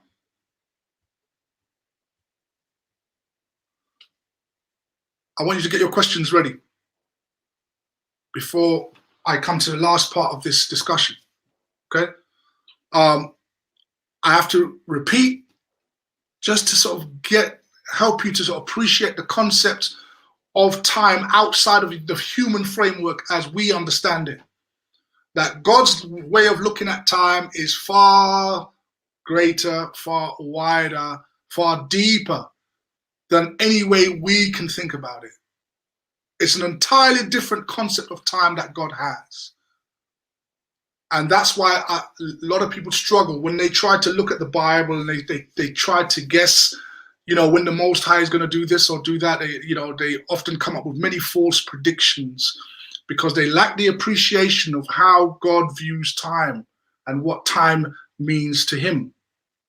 Simply because of the fact that as humans, we have very limited time. Very limited. So get your questions together. I want to move on to the next slide and let's see what some scientists have said. Next slide. Those answers were right though, Yeah. Yeah. So here's what, go on. So yeah, sorry. The Panache says there's no God, no one directs our fate. Says Stephen Hawking in Final Book. Right. So one of the greatest scientists of the 20th century, this is what he says, right? And he's adamant. But read verse Psalm 14, chapter 1. What does God say, Mr. C? The fool says in his heart, there is no God.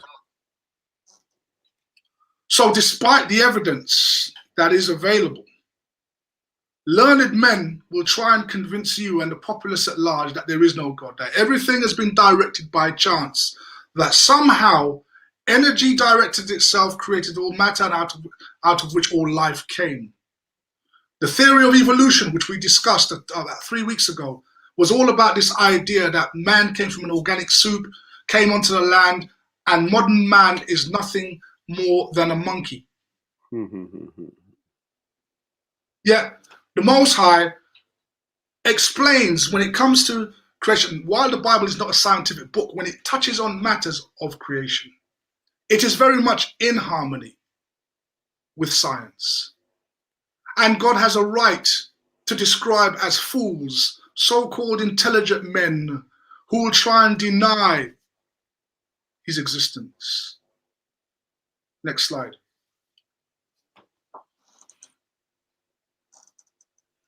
So this is taken from Romans chapter 1. Mr. C, would you read that first, please?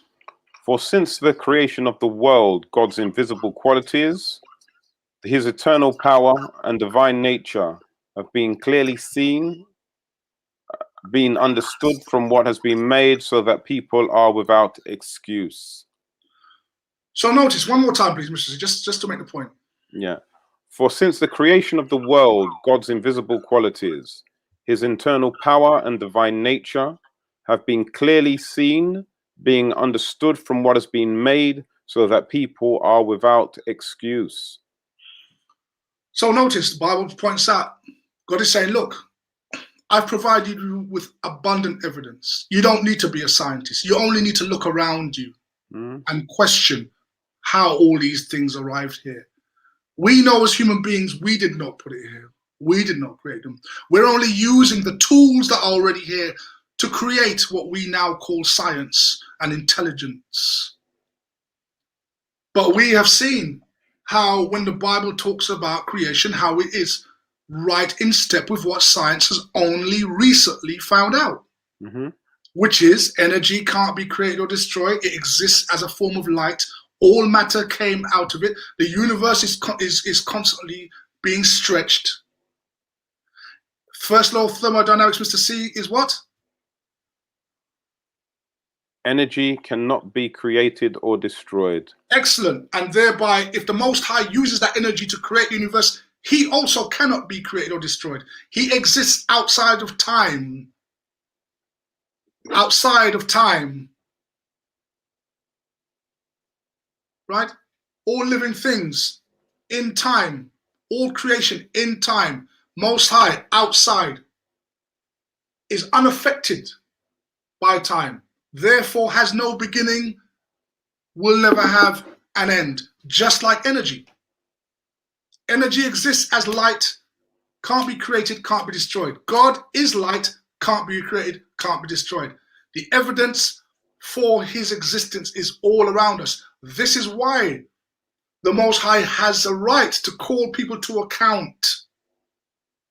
Because he says that you have no excuse. Because people choose to willfully be ignorant.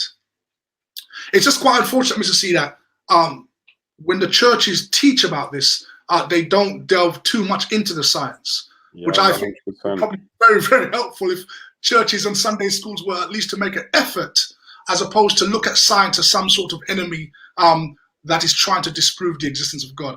Actually, science has a lot to say about his existence. About his existence. We clearly demonstrated that, Tony. Next slide. And now we're starting to see, Mr. C, in the mainstream press. What are they now saying? What does the Daily Mail article say, Mr. C? From the Daily Mail of all newspapers, was the Bible right about the origins of life? Scientists believe that they may well that we may have had our beginnings in clay. And we know from the account of the Bible, it says what? That God took man out of the ground, or in the Hebrew, clay. Clay, red clay. Right? This is what scientists are now starting to come around and accept, that this may well be true. Next slide. Adam and Eve need a suntan, though. I'll tell you that.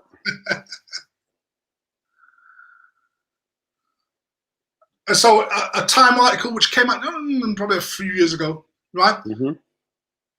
Tells us what, Mr. C? What is the title of that, please? Why science does not disprove God. Right.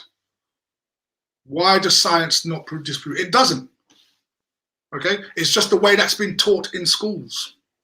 We spoke about 3 weeks ago how the theory of evolution was used as a tool, one, for scientific racism, and it was the bedrock of how black people were treated by means of human zoos and experimentation on black women to find out how impervious they were to pain. It was also used to disprove the existence of God. We have seen, for example, even prior to that, we saw how the science that was used to rack up the numbers that made the government decide to lock down the country were found to be flawed. We also saw how science used its money, or rather companies used their money for scientific research to get the results they wanted. So you could have scientific results that had biases. So while science is great overall, there are corrupt elements of science that use it for specific agendas. And one of the main agendas has been to disprove the existence of God. Now, the fact that 100 years later, many scientists now are questioning that Darwin's theory of evolution was actually wrong, doesn't matter now, because generations of people have now been indoctrinated. Exactly.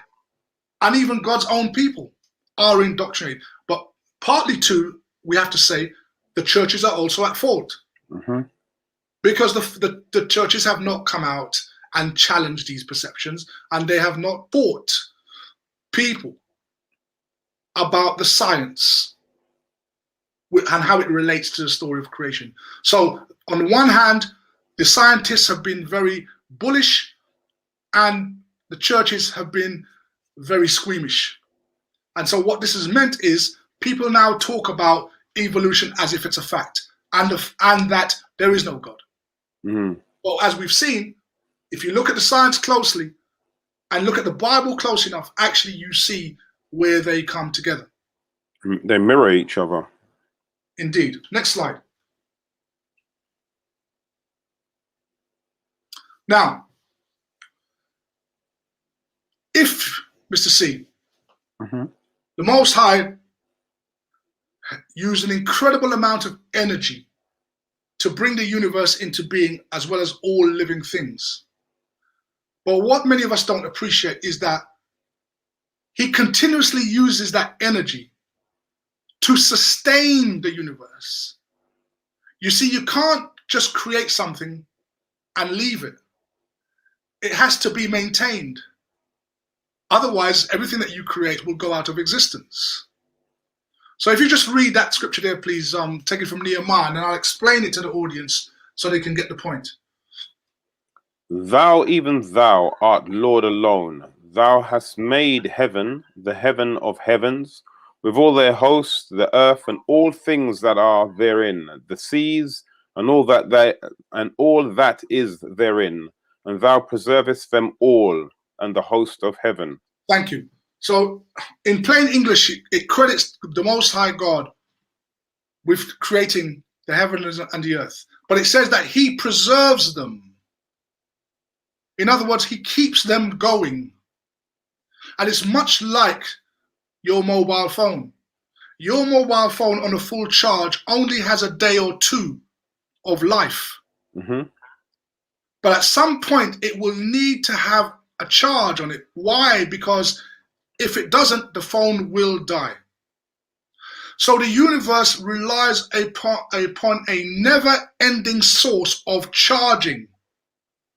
That charging comes from the Most High himself, who uses his abundant energy to keep the universe in place. Otherwise, what would happen? Planets will crash into all life would disintegrate. If his light was removed from the atom, right? There would be no electromagnetism, and everything would fall apart. Mm-hmm. So not only is the Most High responsible for creating it, he is also responsible for continuing to preserve it so that we can live on this planet and use our consciousness to acknowledge him for what he has done and what it is doing and what he will yet do. Next slide. This is why, Mr. C, we should utter these very words that you're about to read in Revelation. Revelation 4, verse 11. You are worthy, our Lord and God, to receive glory and honor and power, for you created all things, and by your will they were created and have their being. Thank you. So notice, mankind does not give God enough credit for what he has done and what is doing. We take it for granted that we're going to wake up every day. Sadly, some of us do not. But we take it for granted that somehow we are responsible for waking up tomorrow.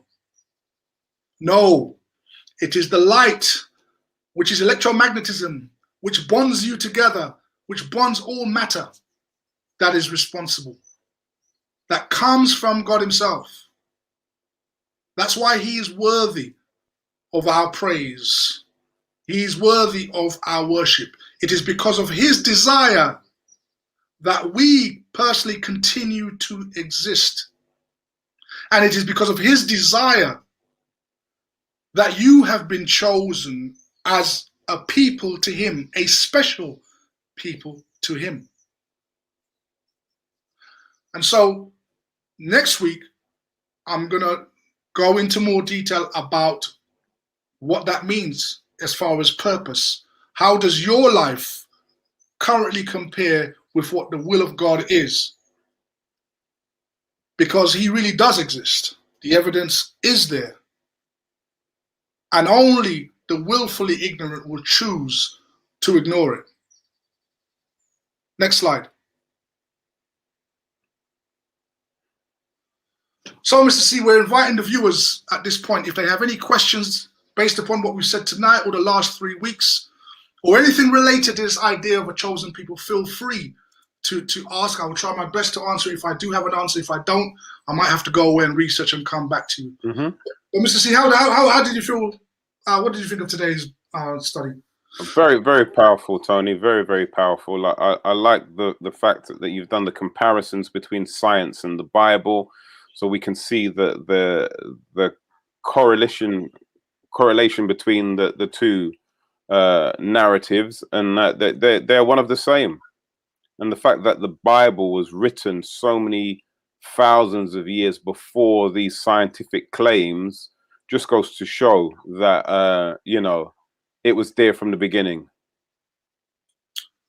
It's not some church man just coming up with these quotes as saying, matching what scientists have said. It's the other way around. Science is matching the Bible. So it's clear to see that the science now is using logic in a correct way, common sense, and I forgot the third thing, to match up with what the Bible is saying. First question, though, Tony. Patrick Solomon says, so, Mr. Tony, I've got a question for you. Who is running the country now? The scientist, or is God running the country now? Well, that's a very good question, Patrick. Yeah. I can see he's smiling in his profile picture. He took that profile picture just for this question. No, Patrick, if God was running the country, we would have a lot of questions to ask him. So he's not running the country. He's actually, in fact, he's not even running the world at the moment. Right? I will talk a little bit about this next week. But the Bible makes it point that the world is in the hands of his enemies, and he's allowed that for a period of time.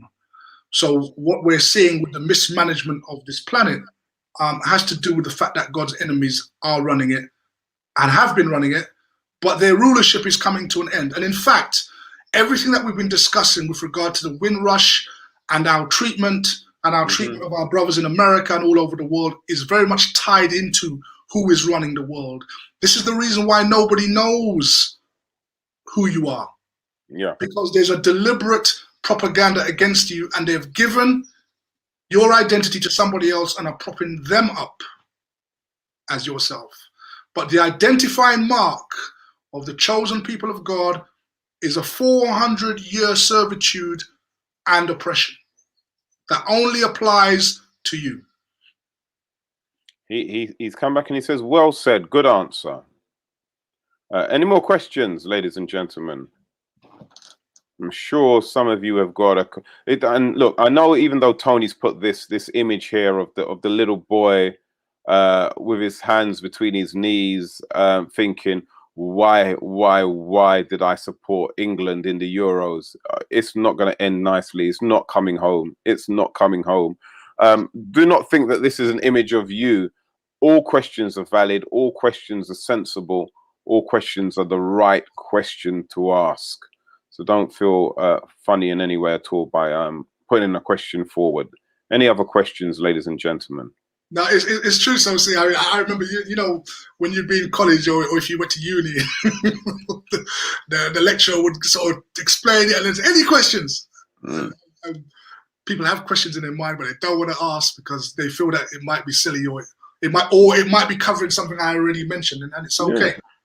Because this is a very, very deep subject, ladies and gentlemen. I mean, it's not something for the faint-hearted. When you're talking about time and, you know, God's existence and all that, it's not something that you're going to hear every day. So what can happen is that you can default back to your previous understanding, whatever that was, whatever your church told you, or whatever you personally believed. You can default back to that. You'll hear me now.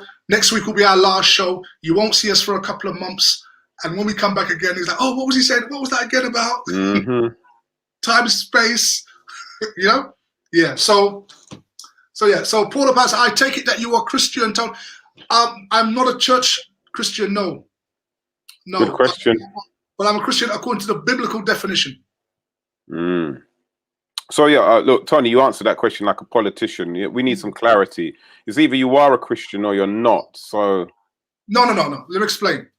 The church are not Christians. There are two Christians. They're nominal Christians, or what you call the Greco-Roman Church, which is made up of all the denominations that exist in the world. And there's the biblical definition of Christian, which is Hebrews who accept Christ as their king. Right. Okay. Those who follow Christ. Yes, as their king. And understand the Hebrew heritage. Not this. It's all of us. We're all going to hold hands and sing Kumbaya, because that's not what the Bible deals with. The Bible is actually dealing with a very specific people. The good news, or the gospel, is about the regathering of God's people from all the lands in which they were spread into their captivity, bringing them back into one. It is not about the whole world. We went into great detail a few weeks ago about when Christ came and he died. It wasn't for the world in general, but was for his people. So that delineation has to be made, because there is often a misunderstanding of what Christianity is. There is Christianity of the church, which is a man-made institution. And there's the Christian definition, the biblical definition of Christian, which is the regathering of Hebrew exiles under Christ. Charmaine Bradshaw says it almost felt like he was preaching there, Tony. Yes, Pastor Crossbody. Yeah, man. Well, it's good. The key, Charmaine, is if I'm reaching somebody, I'm touching somebody out there. That's the most important thing. It's the message and not the messenger. Okay, Paul asks a very interesting question. Did you ever attend church, and was you ever saved? So first part of the answer, yes, I did. Second part, no. No, I'm not saved. And actually, believe it or not, nobody is. Not according to the Bible in any case. The saved part arrives when Christ arrives and you survive. Nobody is saved. And nobody knows. Yeah, nobody's saved. And that's the problem. You see, in the church, the first question they ask is, "Are you saved?" Right? Well, that is you think about it. That's very presumptuous, isn't it? Oh well, I'm saved. Well, how do you know? Christ hasn't arrived yet, and the destruction of the wicked hasn't happened. So you're not saved until He saves you. That's right. And for you to know that means you would have to have judged yourself, and you're not God. Right. Do you see what I mean? So again, these are all.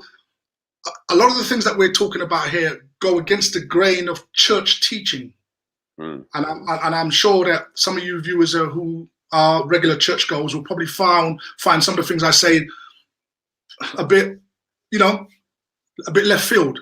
But if you actually take the time, look at the Bible is about a people who were in a covenant with God, who lost it through their disobedience, and they went into slavery for 400 years.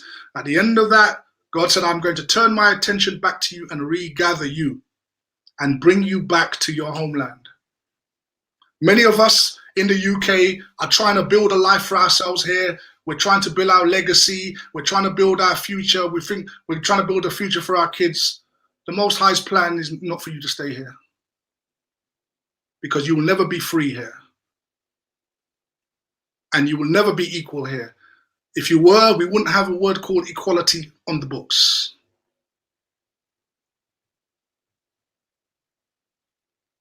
So is being born again different to being classed as saved? Yes, Charmaine.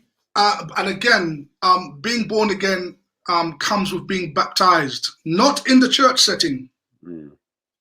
If you recall, there was an incident where Christ met Nicodemus at night time, and he says, unless you're born again, you will not see the kingdom of God. So Nicodemus asked him, well, how is that so? Do I need to go back in my mother again and be born a second time? And Christ explained to him, no, you have to be born from water and spirit. What that means is that you would have to be baptized, but notice, not in the church setting. As a Hebrew follower of Christ, that will happen at the regathering of his people. Mr. C, you'll recall about 3 or 4 weeks ago, we talked about what's going to happen very soon. The takedown of the United States of America, the takedown of the UK, the regathering of God's people, and they are going to be brought back to the promised land. In that promised land, many of them will be baptized. At that point, they will be born again. So Patrick Solomon had a question. My brother, I hear what you say, but was it God is speaking to me? That's another subject. I'm not sure exactly what you're saying there, Patrick. Sorry, my bad. So Christopher says, this means the Bible was rewritten to suit leaders. So it was not so much rewritten, but reinterpreted. It was reinterpreted with a Eurocentric flavor. During the period called the Renaissance, the church employed many top artisans to depict Bible accounts with characters that look like them in paintings and in statues. And we have grown up with that. That's why our parents used to have the white Jesus on the picture on the wall, and so forth. And all the movies we used to watch, Jesus of Nazareth, is all white. It's a Eurocentric version that was sold to you. And even many of us today believe that the Bible was written by white people. It was not. It was written by Hebrews who were black. Patrick Solomon again, he says he's got a relationship with God and he actually speaks to him. So how do you explain this? He tells me things that are going to happen before it happens. Yeah, Patrick, you said it last week. Patrick, I wouldn't even dare try and answer that question. I wouldn't dare try and answer that question. I don't know. I don't know your relationship with the Most. I possibly comment. And again, I can only say for me, he doesn't speak to me like that. And that's all I know. I don't know how he deals with everybody else. I think we've all got special access to the Almighty in so many different ways, and there's so many different ways it manifests in human beings. You know, you've got, you know, if you look at us collectively as or individuals, you'll see that there's, on an individual level, there's some of us who do things which are absolutely mind-boggling and amazing. But again, if we looked at all the different mind-boggling and things what we all can do, and if we now could do everything that everybody could do, we would be superhuman. We'd be classed as superhuman. But yet, it's just it's an extension of another human trait. I mean, the Bible does promise that at some future point. Mm-hmm. You know, in the book of Joel, it talks about how men will dream and have visions and so forth. Mm-hmm. But as for now, I couldn't possibly comment. And the reason being is that as God's people, we're in a position of stasis right now. When I mean stasis, it means just basically you're static. Nothing's really happening. The main thing that's happening now from God's point of view is a regathering of his people, that people are getting the message of who they are. And they're getting an opportunity to decide whether or not they believe it or not, or whether they feel that their church or wherever they go is sufficient for them. So my purpose is really just to explain the history part of it, going back pre-slavery and tying it all in with the ancient Hebrews and then slavery, and then now you're here. So based upon what we've discussed, Mr. C, then the viewers then will have to decide for themselves whether this is factual or not. Good point, Tony. Good point. Good point. Good evening, Ashay. How you doing, my sis? But you know, but in fairness, I mean, the churches have played an important part in this whole thing, because what they've managed to do, despite all the wickedness and hypocrisy, they've enabled the populations of the earth to keep God in their mind. So, however you look at him, the churches have been responsible for keeping him to the forefront, right? As opposed to if there was no churches at all and it was just a free-for-all, and then we'd be doing all kinds of things. But the existence of the church, the institution, in its existence, has helped people to come to know God, even if it's not very accurate. And because the church was born out of Rome, and all churches, regardless of denomination, answer to Rome because that's the mother church, they have taught the world a different version of the Bible than that we're now discussing.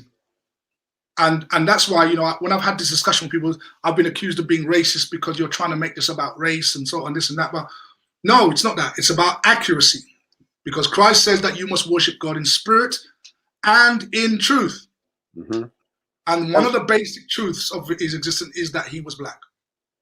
And again, you've got to understand that, you know, from a biblical point of view, I always say that from a biblical point of view, is that, you know, as far as I'm concerned, and I always try to remind people, is that there in the Bible, there was only one thing that God ever wrote himself, which is the 10 Commandments. And the first commandment, he tells you exactly how he wants you to think about him. You know, he says to you, he's vain, or words of that effect. And again, he states that, you know, you shouldn't worship anybody else apart from him. So if you are worshiping a wrong God through misdirection of the Roman church and the likes of, you're going to have problems with God. You're going to have problems. But see, you know what? I do understand why people are skeptical and why they have doubts, you know, because, you know, how could a people who've had the most tragic experience in all of human history not even be mentioned in a book that claims to be authored by the Most High? Why was they now, you know, when you got into church, it was never mentioned. about black people. The only time black people ever mentioned the Bible is when you came across accounts about the Ethiopian eunuch, and where it was so obvious that you couldn't really lie about it, right? And you know, you'd ask pastors, and so how about black people and what black people say? Oh, don't worry, don't wait till you go to heaven, it will all be sorted out. And this is the sort of stuff, the sort of answers that are not satisfactory to black people, and they shouldn't be. And I personally appreciate why a lot feel that way and why they dismiss the Bible. But I say, look, let's re-examine it, because all it is just like yours. A lot of things you learn in school, you've been miseducated, misdirected, and basically you're being robbed of your inheritance. Because when you really understand this, understand who you are and the sort of God you're dealing with, and what He wants for His people to be the rulers of this world, it's going to blow you away. Well, no, I'm saying, you know, when you've been at the bottom for so long, Mr. C, we're so used to it. You lived in a cage all your life. You know, you're a lion in a cage, walking around the cage your whole life. Cage door opens and you're still inside.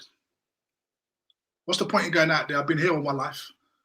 I'm comfortable in my cage.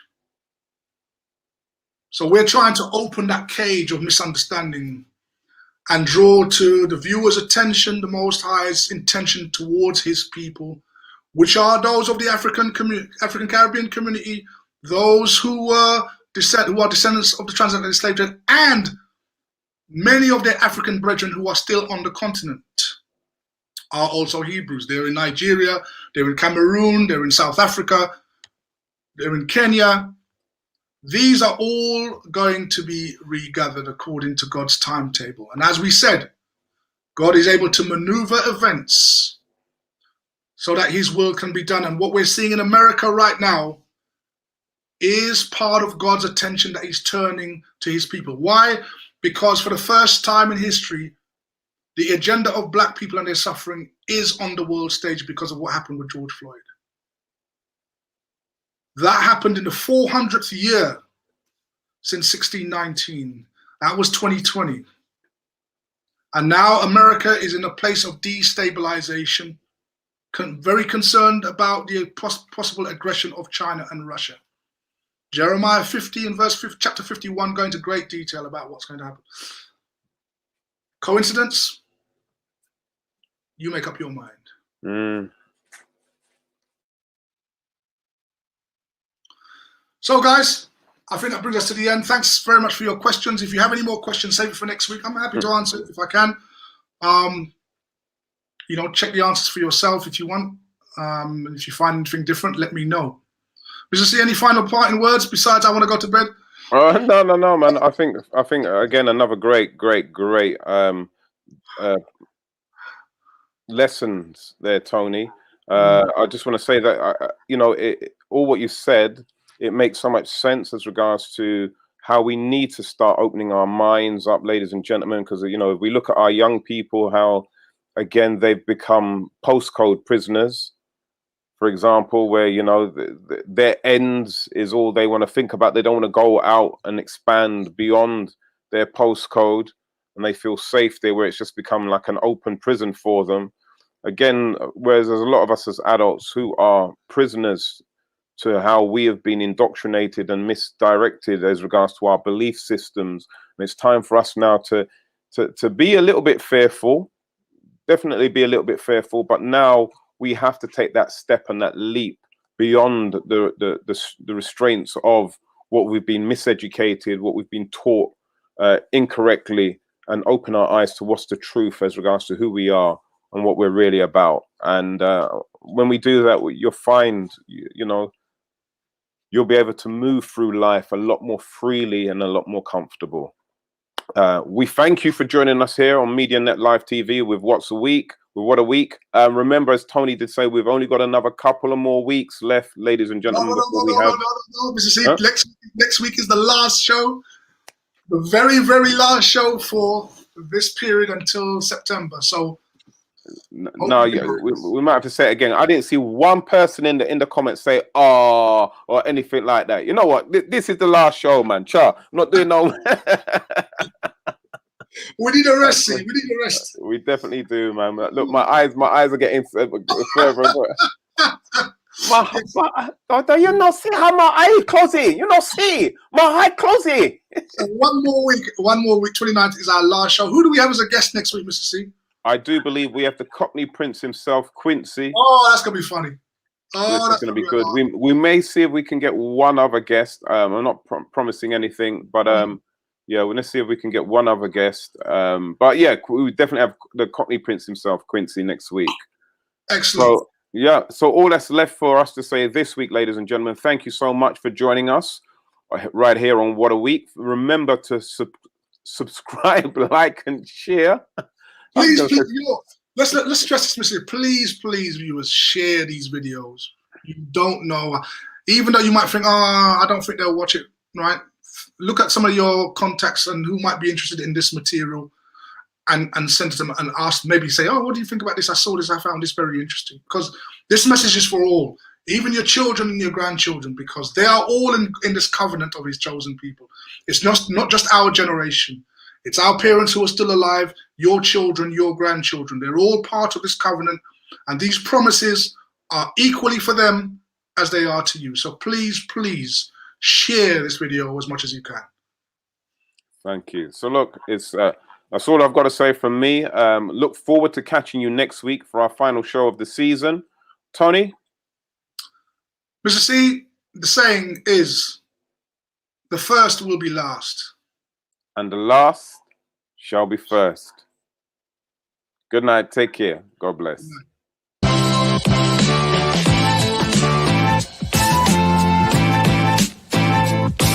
Right.